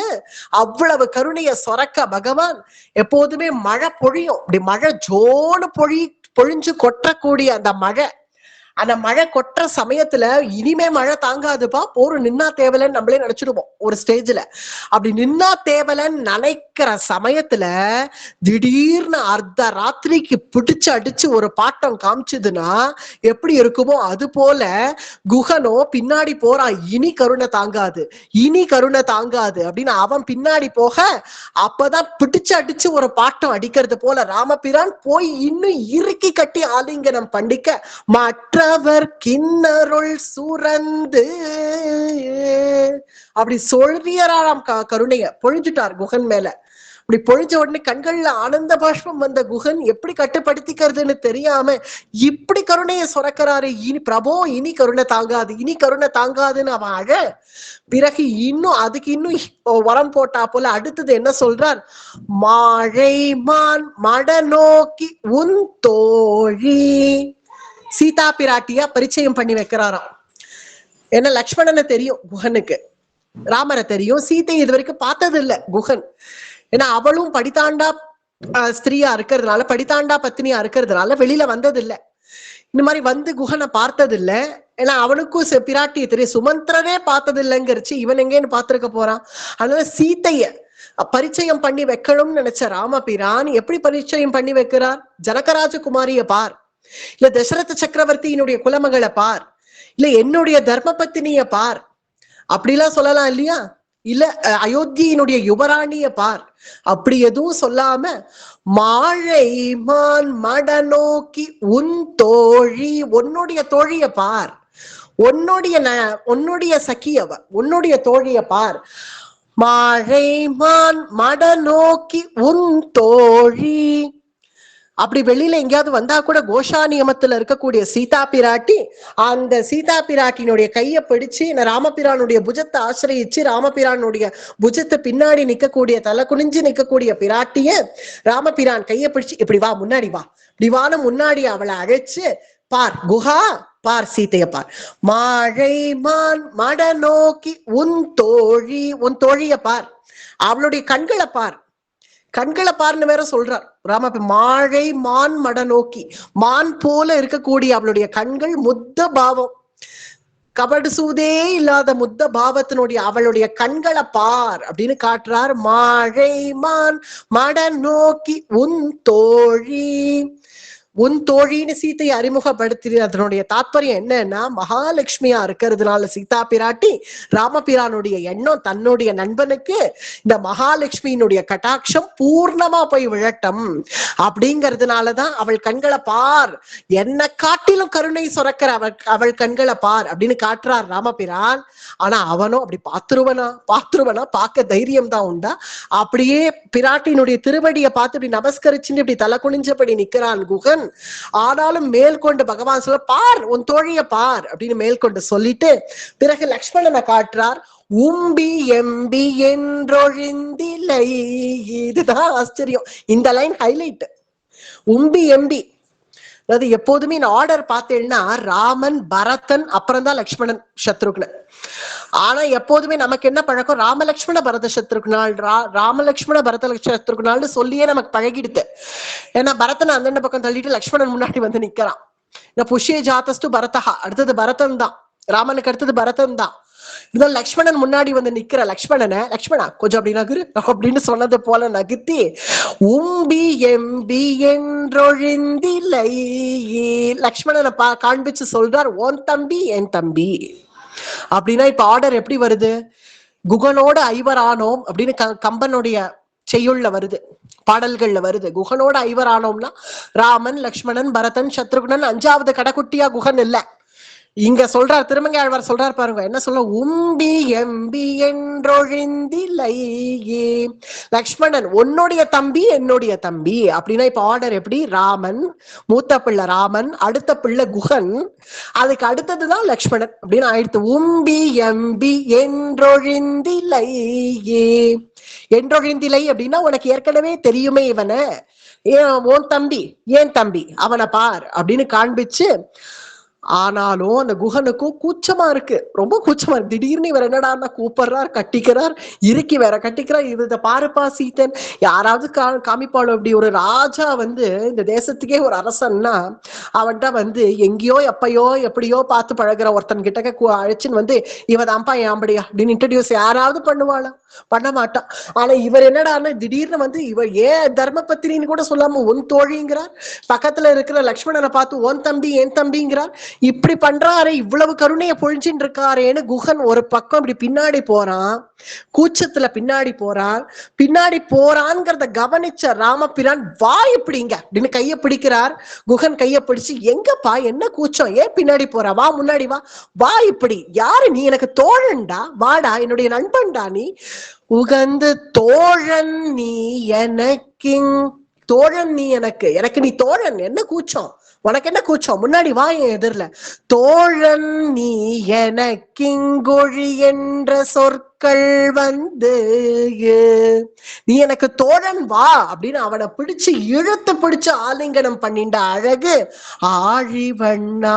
அழிவண்ணா திருவரங்க அமுதனே அப்படின்னு ரங்கநாதருக்கு இந்த பாசுரத்தை அப்படியே பொழியறார் திருமங்கை ஆழ்வார். ஏன்னா குஹசக்கியம் அவர் மனசை கொள்ள கொண்டுடுத்து.